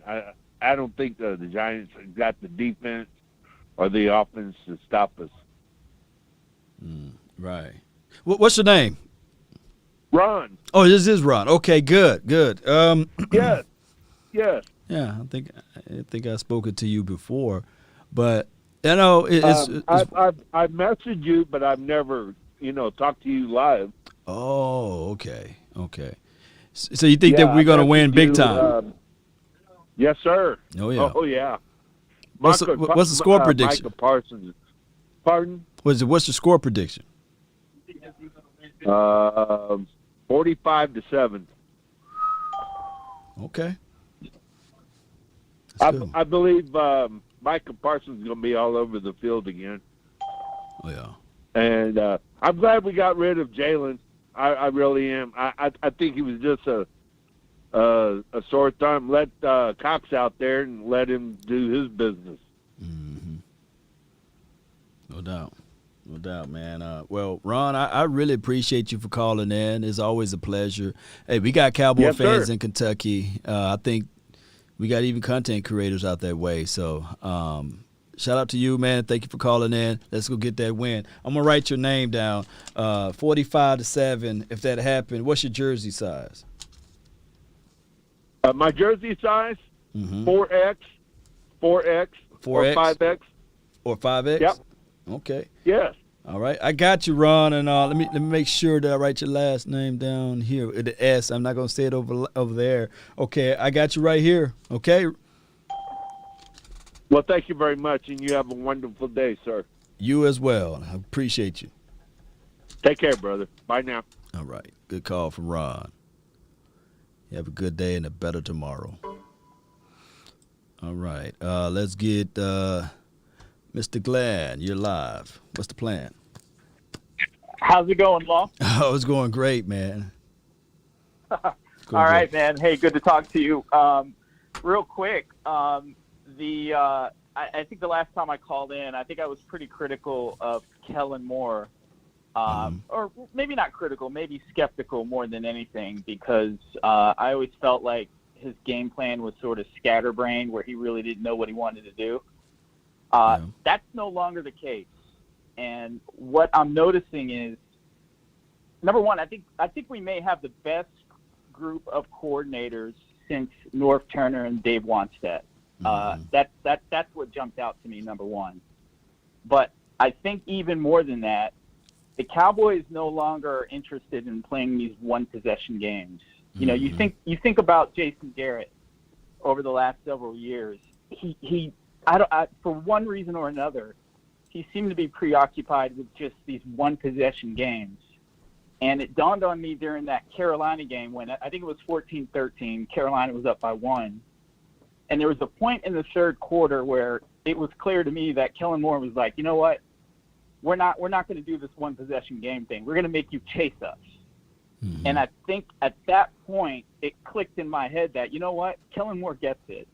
He's putting pressure on these defensive coordinators and really the offensive coordinators of the other team to get out of character. And when you're able to put that kind of pressure on defenses in the NFL on Sundays, you end up getting the other team out of character. And it puts so much pressure on them. And then it makes our defense better because then our pass rushers can just pin their ears back and get after the quarterback. So I want to get your thoughts on that. I mean, Glenn, you always come with brilliant points. I just think that you was objective. I don't think that you was skeptical of Kellen Moore. I just think you was speaking from, like, coaches got plans and coaches got chances and situations to improve themselves. And it's not just, like you said, Kellen Moore. It's not just him. Kellen Moore, just like the guy that's mentioned Jason Garrett as the quote-unquote offensive coordinator there in Giants land, somebody that the Cowboys should be worried about. But I can flip it. Do you remember Ben McAdoo? You know, he's on our staff. Yeah. He used to be the head coach, I believe, for the Giants. So if anybody got an axe to grind with the Giants, it could be just him. And people got to look at the bigger picture, too, is that we are seeing a coach that's seasoned, that's helping out probably Kellen Moore. We're seeing that Mike McCarthy is being aggressive himself and not keeping the old culture. You see what I'm saying? So it's a lot of moving parts, and that's why this team is looking well balanced. This team is removing some of the filth that Jason Garrett had and incorporating their philosophy and their schemes. So that's why we're seeing it as a different approach. Well, I love it. And all I got to say is I love the fact that they're not going to just allow the country club atmosphere. I like Jalen Smith. I didn't love Jalen Smith. I liked him. He was a little tone deaf sometimes out there on the field. But at the end of the day, we've got way too many linebackers that can actually move in space and can cut sharply without having to slow down and hit the brakes. And in pass coverage, I just think that it was clear Jalen Smith is probably built more for 1990s football than 2020. And I'll just let you go with that. Love your show. Keep doing what you're doing. Appreciate you, Glenn. Glenn Law, you know, the attorney of law, you know. Appreciate him so much. I want people to understand this, too. Let's not get short-sighted on the Cowboys in general. Let me see if I can get this thing off me. Yep. Bam, there we go. Let's not get short-sighted on the Cowboys. Appreciate you, Ron. I got your number jotted down, and if that happened, 45-7 for Ron, and even if Steven, I'm gonna call you Steven, Cowboy Steven, 52-9. He's an extra large, and Ron, you said 5X. I'm gonna have to probably special order that one though, but I got you though, Ron, for that jersey if that happened. The Cowboys, they built for this. You know, Ben McAdoo, I'm not saying that Ben McAdoo can walk on water, but he should have an axe to grind. You know, he should have an axe to grind versus the Giants, right? 251, you're live. Titans better, bro.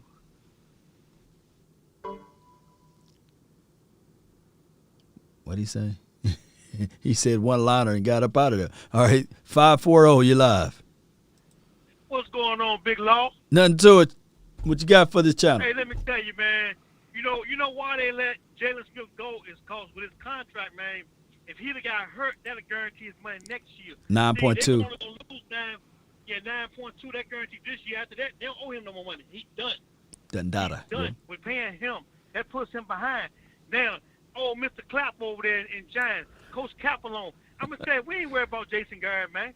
Right. You know why? Because Dallas can cut you 10 different ways. Dak Prescott is hitting everybody twice on his team, from the Dalton Show to CeeDee Lamb to Zeke them run the ball. We have too many weapons. You don't know who to stop. You don't know who to stop on this team, man, because this is not the old Cowboy team. This is not the old Cowboy team where we just only worried about like just Dez and Jason Witten. This team is built totally different. Totally different. People fail to realize this is a real defense we have now. This is a real defense. And my hat's off to Mr. Brown over there. You was getting burnt the first game. See what's happened now with Brown? He has now learned that he has a safety back there. It helped him. It helped him now, man. You know, I'm not saying he's a real good corner, but boy, you rolling. Come on. What's wrong with your phone? Oh, no. And plus, you're getting pressure on this quarterback, man. Getting pressure on this quarterback. So by getting pressure, man, that right there just shows up everything, man. That shows everything up. Linebacker play, you don't know what Parsons going to be at. I'm telling you, man, this team right here is built to win now. Now. No doubt. I'm telling you, they're going to put a 40-burger up this week. A 40-burger going up. They're going to put a 40-burger up, man. I'm going to tell you because the Giants don't have no defense to stop us. They don't have no defense to stop us. And the offense, Danny Dimes going to be Danny Dollar Store this weekend. I'm going to tell you now. It's going to be Danny Dollar Store because the pass rush going to be on it. No doubt. Appreciate you so much, man, for the 540. All right, 561, you're live. Hey, what's up, Law? Nothing to it. Talk to me. Hey, man, you might not have to lace up. Anthony Brown, he's been playing good. I told you you might have to play. You hear me, Law? Yeah, I hear you.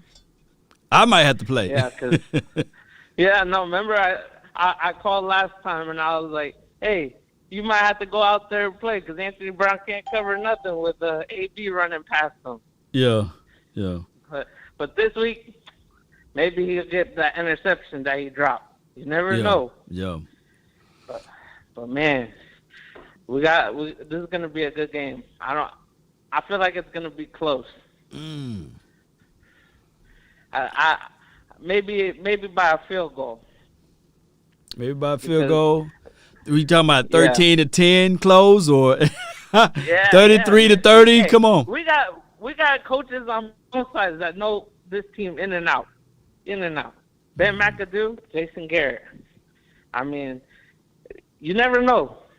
They might have our playbook, and we got theirs too. He knows about Danny Dimes, but we got this. But thanks, Law. Anytime. Keep doing the good work. Appreciate you.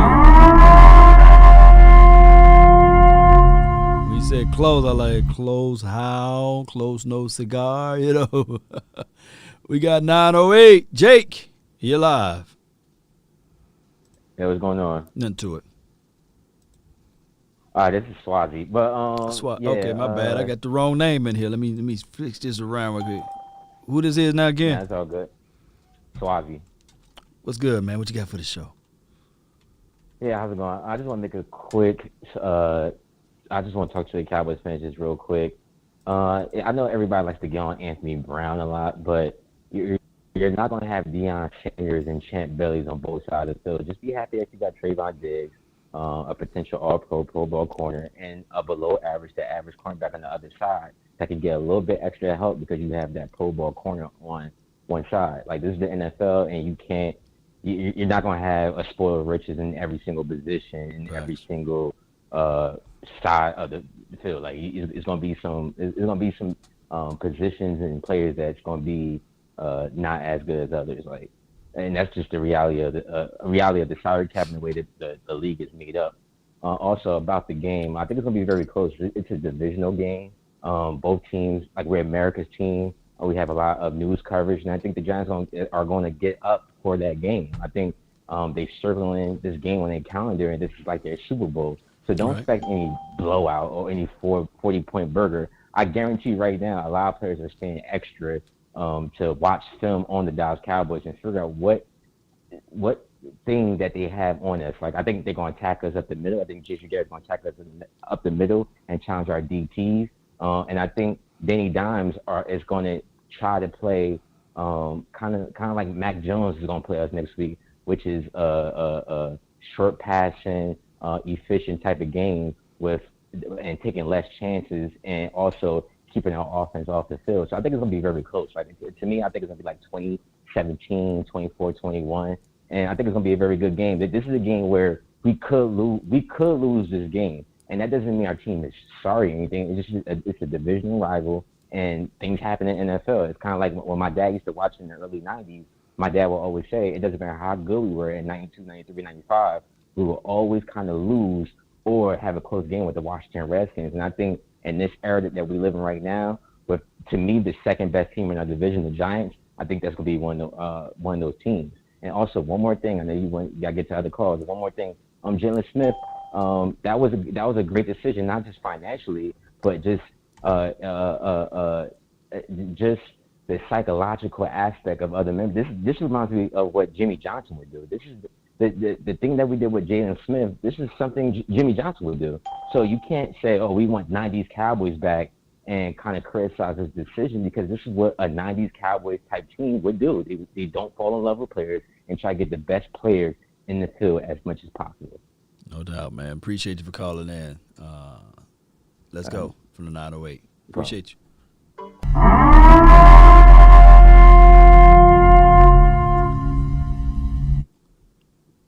The conference has been locked. All right, we're going to try to lock out all of these guys that's called in right now. We got about 8 people in here, man. And I'm going to start off with the 817. Just hold tight right quick. Let me give this guy his thoughts. Well, let me talk about his thoughts on the game being close. My thing is the Dallas Cowboys played a division rivalry, the Eagles. And keep in mind, the Eagles at the time, they were saying that they're going to stop the run. And of course, Jalen Hurts was coming off. Were they coming off of a well, they were coming off of a loss, I believe. But they were still confident, I believe. They're very confident. You know, I believe that this game is going to be similar. Giants fans are confident that they just beat the Saints. But they're playing against a quarterback that's not like a Jameis Winston. You know, Dak Prescott, he's gonna find that opening, that gateway, and he's gonna make them pay. But let's listen in to 817. You're live. Hey, Lodge, Sean Don Juan from the Murder Ward, Texas. I appreciate you taking my call. I'll try to make this as fast as possible. To the people that think that this is going to be a close game, I would normally think that because it's a divisional game. But this offense that we have this year, it's just got too much firepower. And like you said about the Eagles game, I feel like it's going to be like a 38-13, 38, maybe 17 Dallas game. And like I said, I just think Jason Garrett, Red Jesus, he's more like Red Predictable. You know, we just know his offense. We know he's going to run the ball. We know he wants to keep our offense off the field. But this defense, it's just emerging. So, you know, it was sad to see someone leave. You'd hate to see someone lose their job, but it's so good to see somebody in the front office start taking care of our salary cap and, you know, giving other players snaps that are probably better in that position anyway. And it just makes me feel good. You know, Colin Cowherd said the other day, he was like, you're supposed to overpay a quarterback, a receiver, a pass rusher. And, you know, maybe if you have a little bit extra money, you go for the offensive line. So some of these contracts we had were just ridiculous, and it's good to start seeing them clean up, give other people some shots. And it's a cheap defense right now. I love it. I mean, it's so they're so aggressive, they're opportunistic, they're fast, they're young, and they're cheap, Law. They're cheap. Yeah. So that's all I got for you. I appreciate your time. No doubt. Appreciate you. Great points by him. I don't even have to give any feedback. But this team taking a look at their salary, I think they gave Jalen an option. They gave him an option, and the option was, hey, we still like you. We want you on this team, but would you be willing to take less next year or remove these clauses off your contract? And he ultimately said no.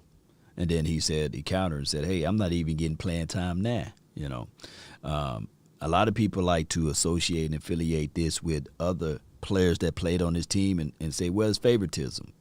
No, not necessarily. Other players made the adjustments for their salary. I'm talking about Sean Lee. That was the major point that everybody was like to bring up. And I was sitting there like, nah, Sean Lee would have renegotiated his contract to continue to play for this team. Jalen said, nah. And people value their worth differently. But let's bring in the 518. You're live.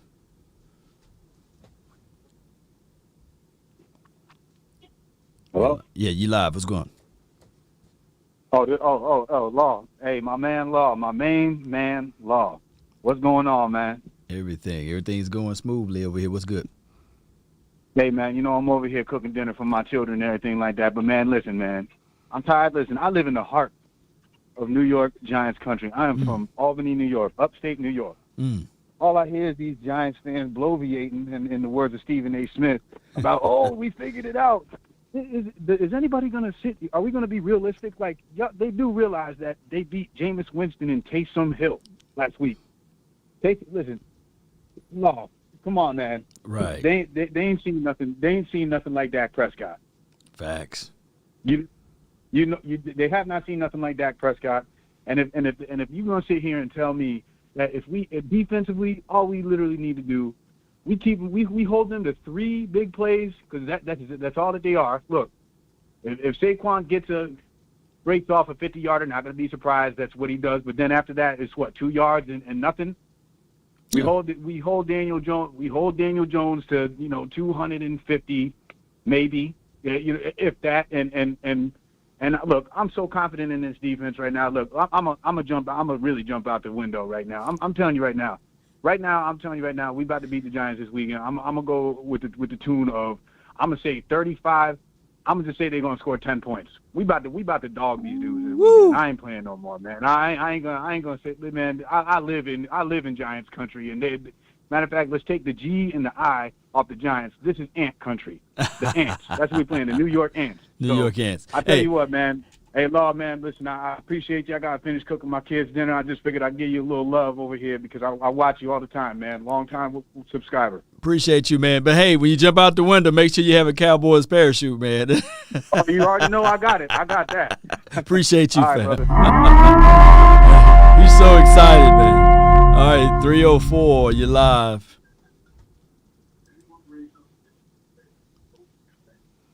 Law. Yeah, what's good? Talk to me. What's good? Hey, so I hear in the back. I hear him in the back. Yeah. Yeah, I'm moving away. Yeah, I'm moving away. Yeah, I'm moving away. I had you on my laptop too. So it's good. Yeah, we look good out there. So I think I want to see Anthony Brown. I want to see him get pulled. If we pull the trigger on Jalen Smith, it's about time to start pulling the trigger on a lot of these vets that's been lingering around the Garrett era. Just seeing them do that, that means they're taking everything serious. Yeah. And if they're taking everything serious and it's not just a sideshow and we trying to sell tickets and we trying to just, be the talk instead of winning. Winning, you'll get talked about when you win. Right. They want to talk about us regardless, but when you start winning and you start doing the right things and everything looks good on paper and on film and you're looking at it like down the line, we're going to get rid of D-Law too. So if they're able to do that and make sure that we are all in the right place as far as our financials and on the field, we're going to, it's a win-win situation, and I can see us winning a couple chips with that. Dak he's going to be the leader that I always thought he was. He's going to be the man. He's going to be the top. I don't know why I continue to hate on Dak. I don't know why he continues to He had a down year last year, but he's taking himself serious. I think he got the call too. With Pollard running that rock hard. He's like, all right, these high-priced players we got are next up. They're next up to get cut. And they did that to Jalen to prove a point. So no if doubt, they can man. do that with Anthony Brown and get what? Well, I said no doubt. What I feel is with like Anthony Brown is that they didn't bring him into that room and say, okay, hey, are you willing to renegotiate your money? And I think that Anthony Brown, if he hears that, I think that he will quickly get adjusted and say, yeah, I will renegotiate my guarantees. I don't think that Jalen was willing. So that's why they probably keep and hold on to Anthony, you know. But I feel what you're saying, and trust me, I would love to see Nishan or Boss Man Fat out there opposed to Anthony Brown, or them going out there pulling the trigger. And we saw how Stephon Gilmore, they gave up a 6th-round draft pick for him, and is going to pay his $5.2 million or whatever salary. He's going to the Panthers. Right. But they didn't just stop there. Remember, they went and got C.J. Henderson, who got burned by Amari Cooper this past weekend. So it's so many things that, like, teams that's really trying, they will make sure that they leave no stone unturned. And I'm not saying that the Cowboys are not trying, but this could be a firm possibility that they believe in their backup cornerbacks, or they believe in Anthony Brown will prevail with that safety over the top. I agree. Hey, also, before I get up here, if you pay attention to it, all of our top 5, well, 1st round, 2nd round, 3rd round, 4th round picks have all been on the field except for Ball. You know, he's hurt. If he wasn't hurt, he'd probably be on the field. So that's a good observation. They value the draft capital. That's damn good value of the observation there. As far as on the defensive side, right? Because you're not talking about Fihoku and all of those boys, but you're talking about the top. Okay, you're talking about the top picks. You're right. Now the thing is, I want to tell everybody again: growing injuries are fickle. You don't want to rush them out. You know what I'm saying? Especially at the DB, you don't want to rush the growing injury. You know, because you can give up multiple touchdowns because you pull that growing. But I appreciate you, man. No problem. Thank you. We got a dog up in the house, man. Montana, what's good with you, man? What's up with you, Law? Talk to me. Nothing much. Yeah, man. I see how, I see everybody contract watching like they Jerry Jones. That shit be killing me with these fans, man. Right. I need to stop contract watching like y'all the ones paying these boys. Like, facts. Don't worry about it. Just sit back, be a fan, enjoy the watch, enjoy the entertainment. And I just, oh yeah, man. I'm so happy they gone because they overpaid such and such. And listen, bro. Just chill, bro. Just chill. Be a fan. You ain't paying none of these boys. Facts. You know what I'm saying? Yeah, everybody want to have favorites. Like, oh, this, like, the fan base. The fan base is really the reason why a lot of these dudes do be, catching the hair from the owners, and because beforehand Jerry Jones and them wasn't listening. Now they listening. Say again. I couldn't hear you. I couldn't hear you. What'd you say again? What'd you say again on that last one? I'm just saying, like, at first, I felt like Jerry Jones wasn't listening to the fans. Oh, listening. Oh, okay. Yeah.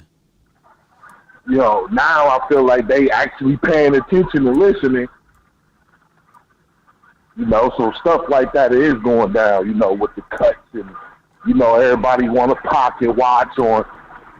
But, the thing about the Jalen situation, like that man, how y'all know that man asked for that money? How y'all know? Montana, you all right?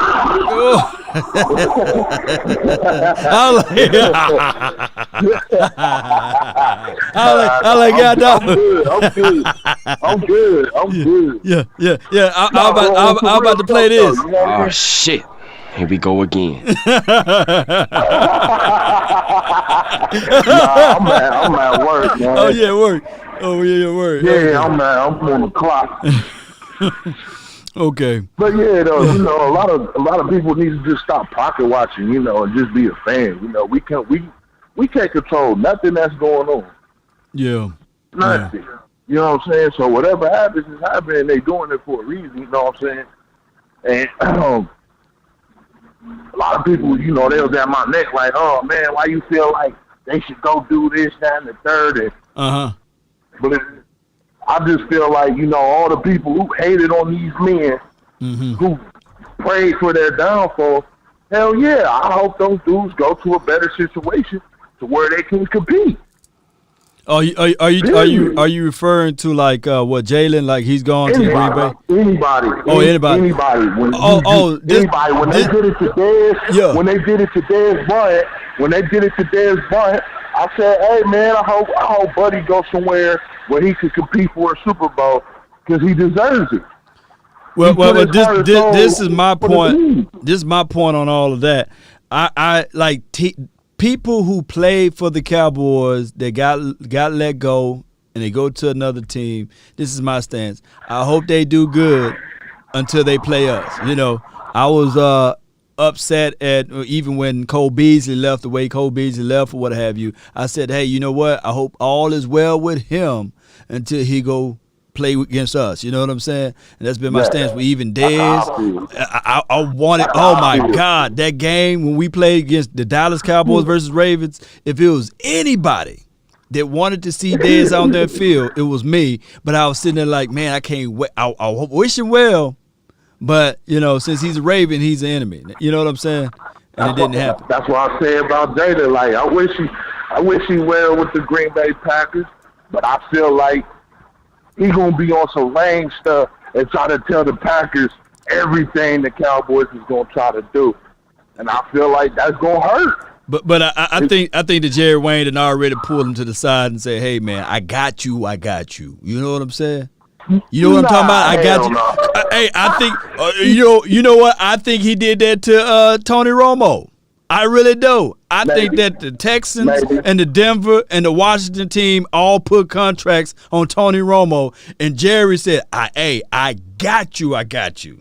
The Illuminati Jerry said, hey, I got this call from CBS right now, and I got an extra, but I can't have you playing for the Texans. No, and I can't have you playing for the Denver Broncos. No, I can't have you playing for the Washington team. And then Tony Romo. And guess what? Montana. Yo. He did the same thing to Kellen Moore.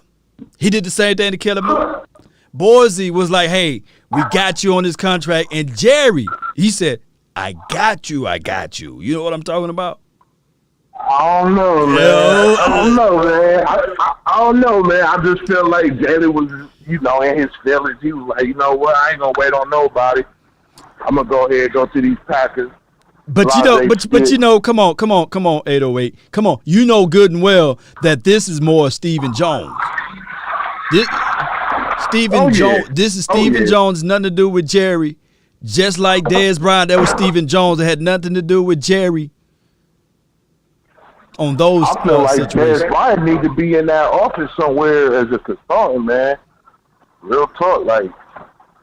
Yeah. He's still rocking with y'all. You know what I'm saying? Like, he felt like y'all did him dirty, and he's still rocking with y'all. But notice, but notice, Dez, he got an unforeseeable loyalty to Jerry, and half of those boys do. You know? He got loyal. That's loyal. You know what I mean? Get that man his job, man. And this type of stuff goes beyond the Bohemian Grove. You know what I'm saying? the Illuminati, the secret. You know, it goes beyond it. Let me get up here before we get started. All right, bro. Salute, bro. Thanks, bro, man. Have a good one. Yeah. And I got the 205. Landlord, come on, settle it straight. You're live. Landlord Bama, what's good? What's going on with you, Law? Nothing to it, Chief. Yeah, man, just chilling, man. I was starting out to call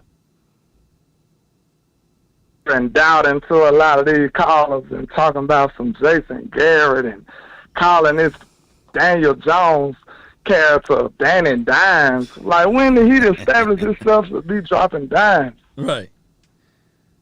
Did nothing. And everybody talking about Danny Dimes.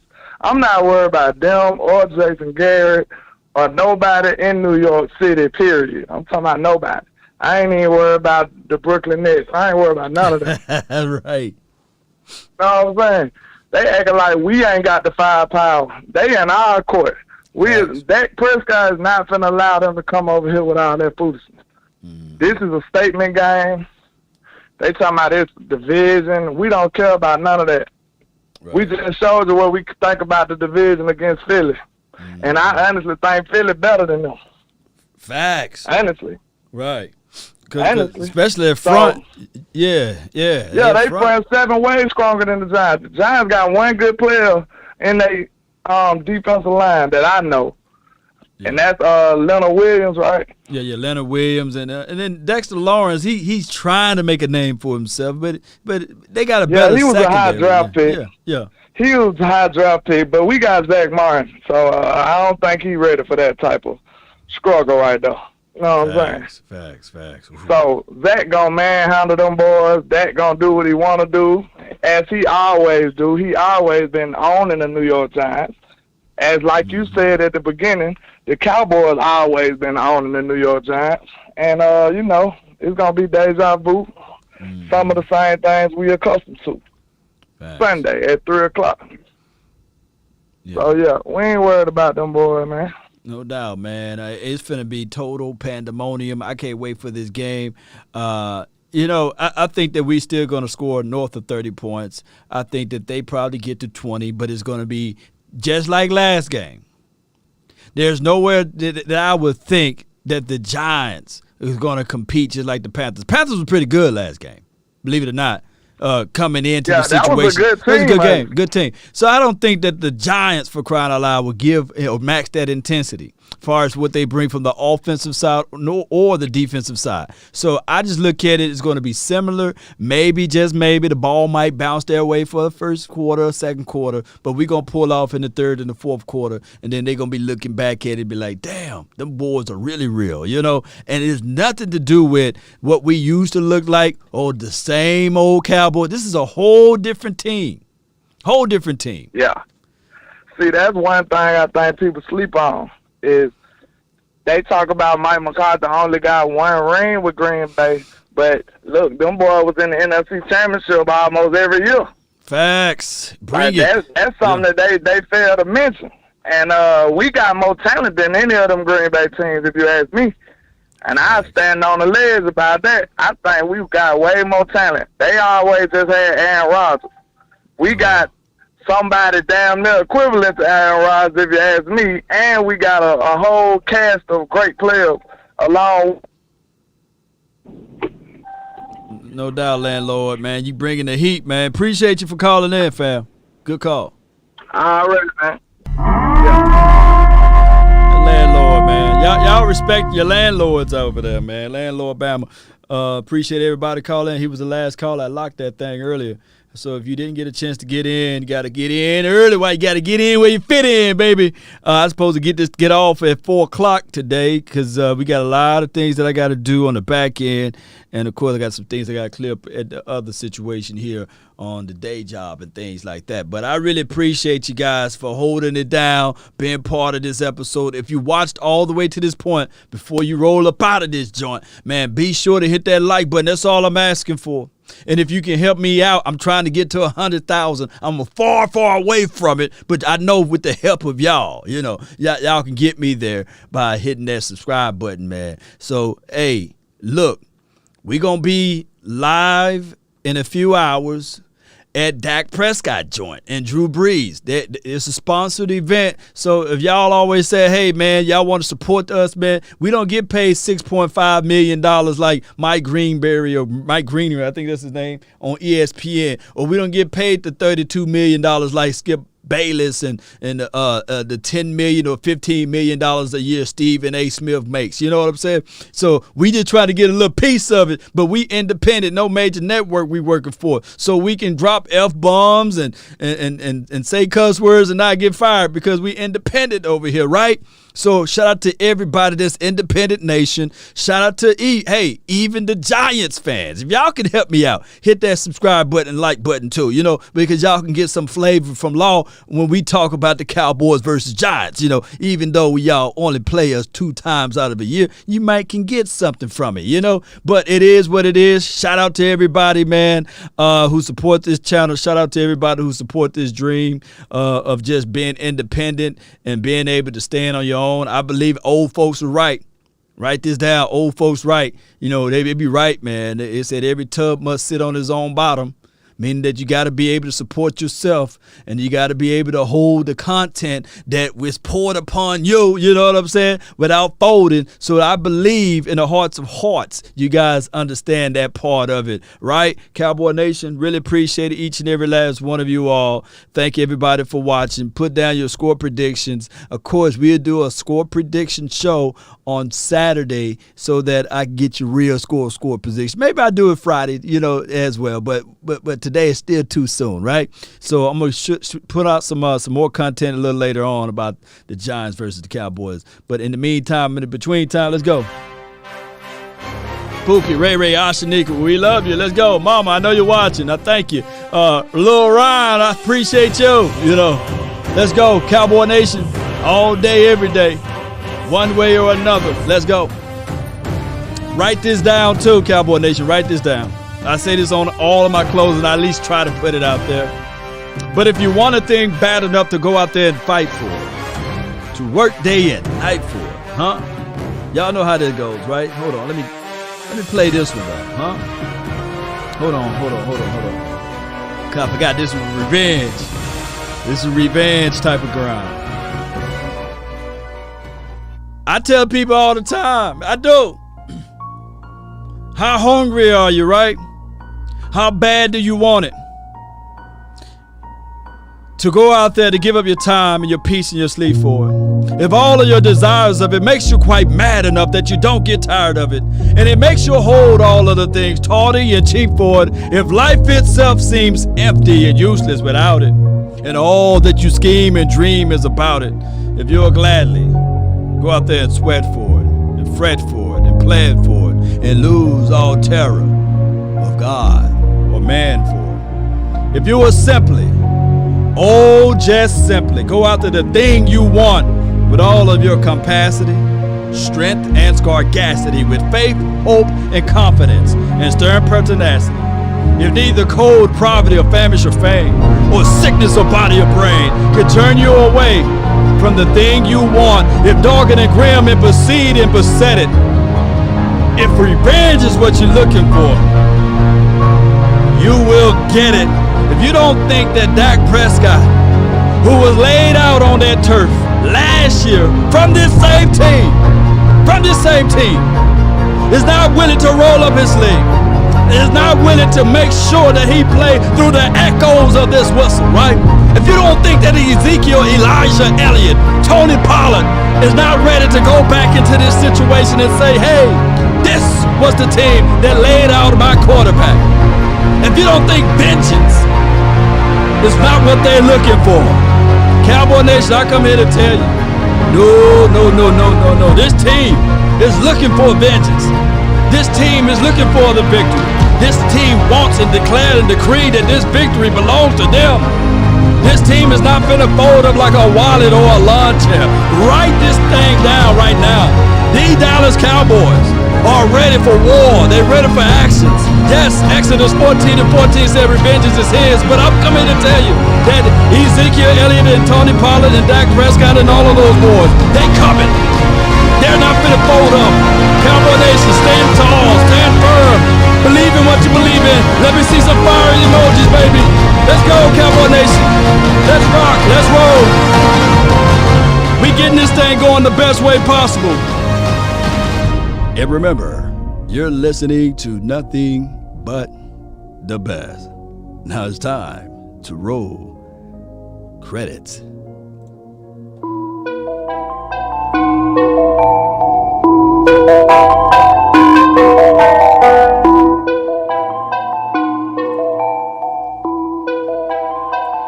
Yeah, come on. Nowadays, nothing really is Ice cream. Only one of me and nobody's like me. Phone ringing and I tell him it's I got wifey on bling and she freeze. Photo, please. No photos. Shout out to you, Charlie. Evans, Tyrone Church, appreciate you. Appreciate you. Ed, thank you for making the donation. Shout out to your Father Time. You undefeated. CT Madden, appreciate you. Floyd, Posey, Mark, Robert Cal. See you, Slade. Let's go. Yeah. Come on. Subscriptions. Appreciate you. We need 100,000, baby. Come on. Now should the Korea thing and it shall be established. Y'all help a brother out. Let's go. Hey. Let's go. I got wifey on bling and she freeze. Photo, please. No photos. What we tell them? No, please. No photos. I keep game away. I put game on layaway. Law. I got paid to play today. Come on. I get paid to stay away. Right. I get paid on rainy days. I might make it rain today. You're right. I got paid off pain today. Thought it'd take the in my pain zone, away. baby. In my own lane, finger roll. Come on. I would never sell my only soul. Heard your whole team was for sale. Heard it's on the market for the low. Come on, baby. Who the realest, we might never Law. know. All this acting, you gon' play a role. Give you the world when they sign you up. Try you out and then they line you up. Ooh. Now you're looking hungry, ribs are touching, need some food. Now you're all on live acting surprised, but you was fooled. Boy, get out the way, it's been a day, now you're old news. Now you got the pen and pad, you're trying to take my moves. Nowadays, nothing really excites me. Only one of That me was and easy. nobody's like me. Phone ringing and I tell him it's I got wifey on bling and she freeze. Photo, please. No photos. G's. No. Shout out to you, King. No photos. Nowadays, nothing really excites me. Got Only one of promoted. me and nobody's like me. Phone ringing and I tell him it's Regional manager. Appreciate you. Freeze. Photo, please. No photos. If it's your birthday this month, happy birthday to you. Hey.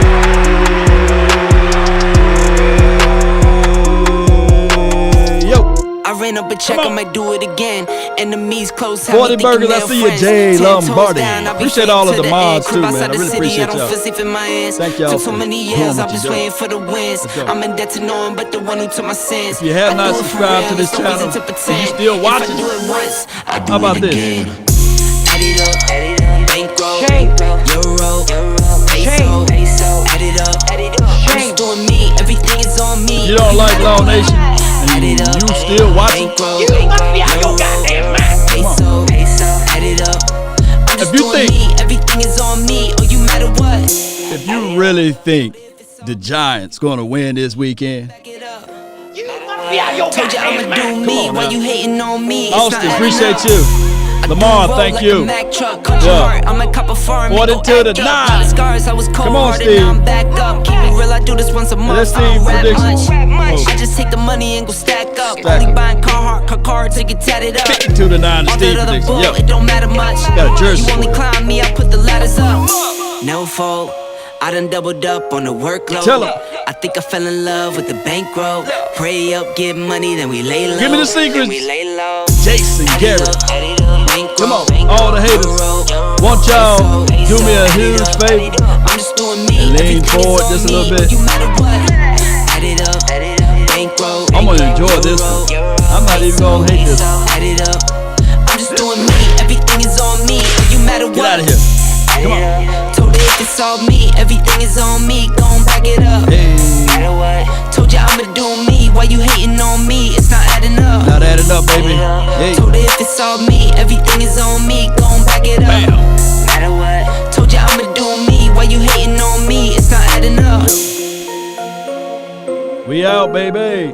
Love y'all. One love. DC for life. Come on.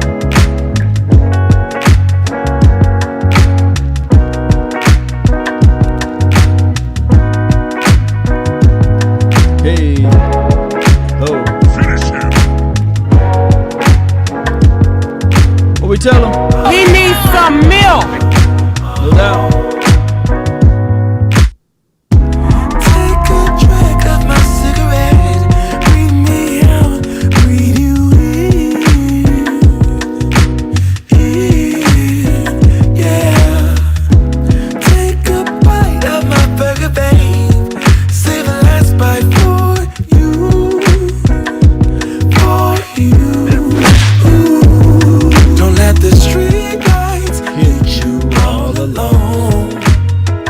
baby. You know it's dangerous to go alone. Come on. Don't let the street lights hit you. Can I be your player too? I'll follow. Wherever you go, whatever you do, player too. Yeah, let them know. 7 years of a perfect love. No doubt. 7 more and another one. And another one. And another one. All right. I think you was the one I loved. 7 wonders all in one.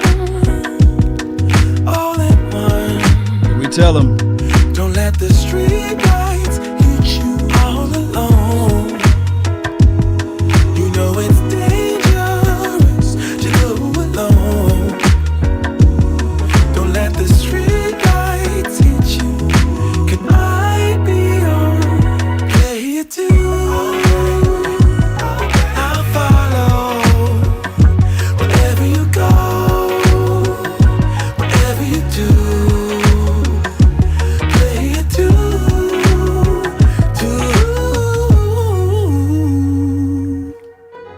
If a paper crane can fly. No doubt. Shout out to you, Killer. Shout out to you, DeMar. QBO 88. Somebody requested Glory. If a paper crane can fly, I got you, Mike. then forever doesn't feel Here we that go. The world spins. so far, so far. Haters, lean forward right here. It's gonna hurt me more than it hurt you, right?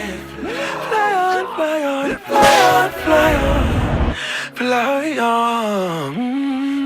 Appreciate everybody for watching. Thank you guys for staying all the way to this point.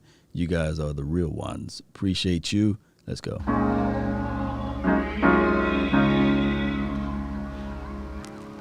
You have to be your biggest fan. And when things are really tough and they're really rough and nothing's working, Jay but there's something Lombardi. inside We of out. you that says, Appreciate I you. just have to follow that. Because you don't know who you Until next time. are.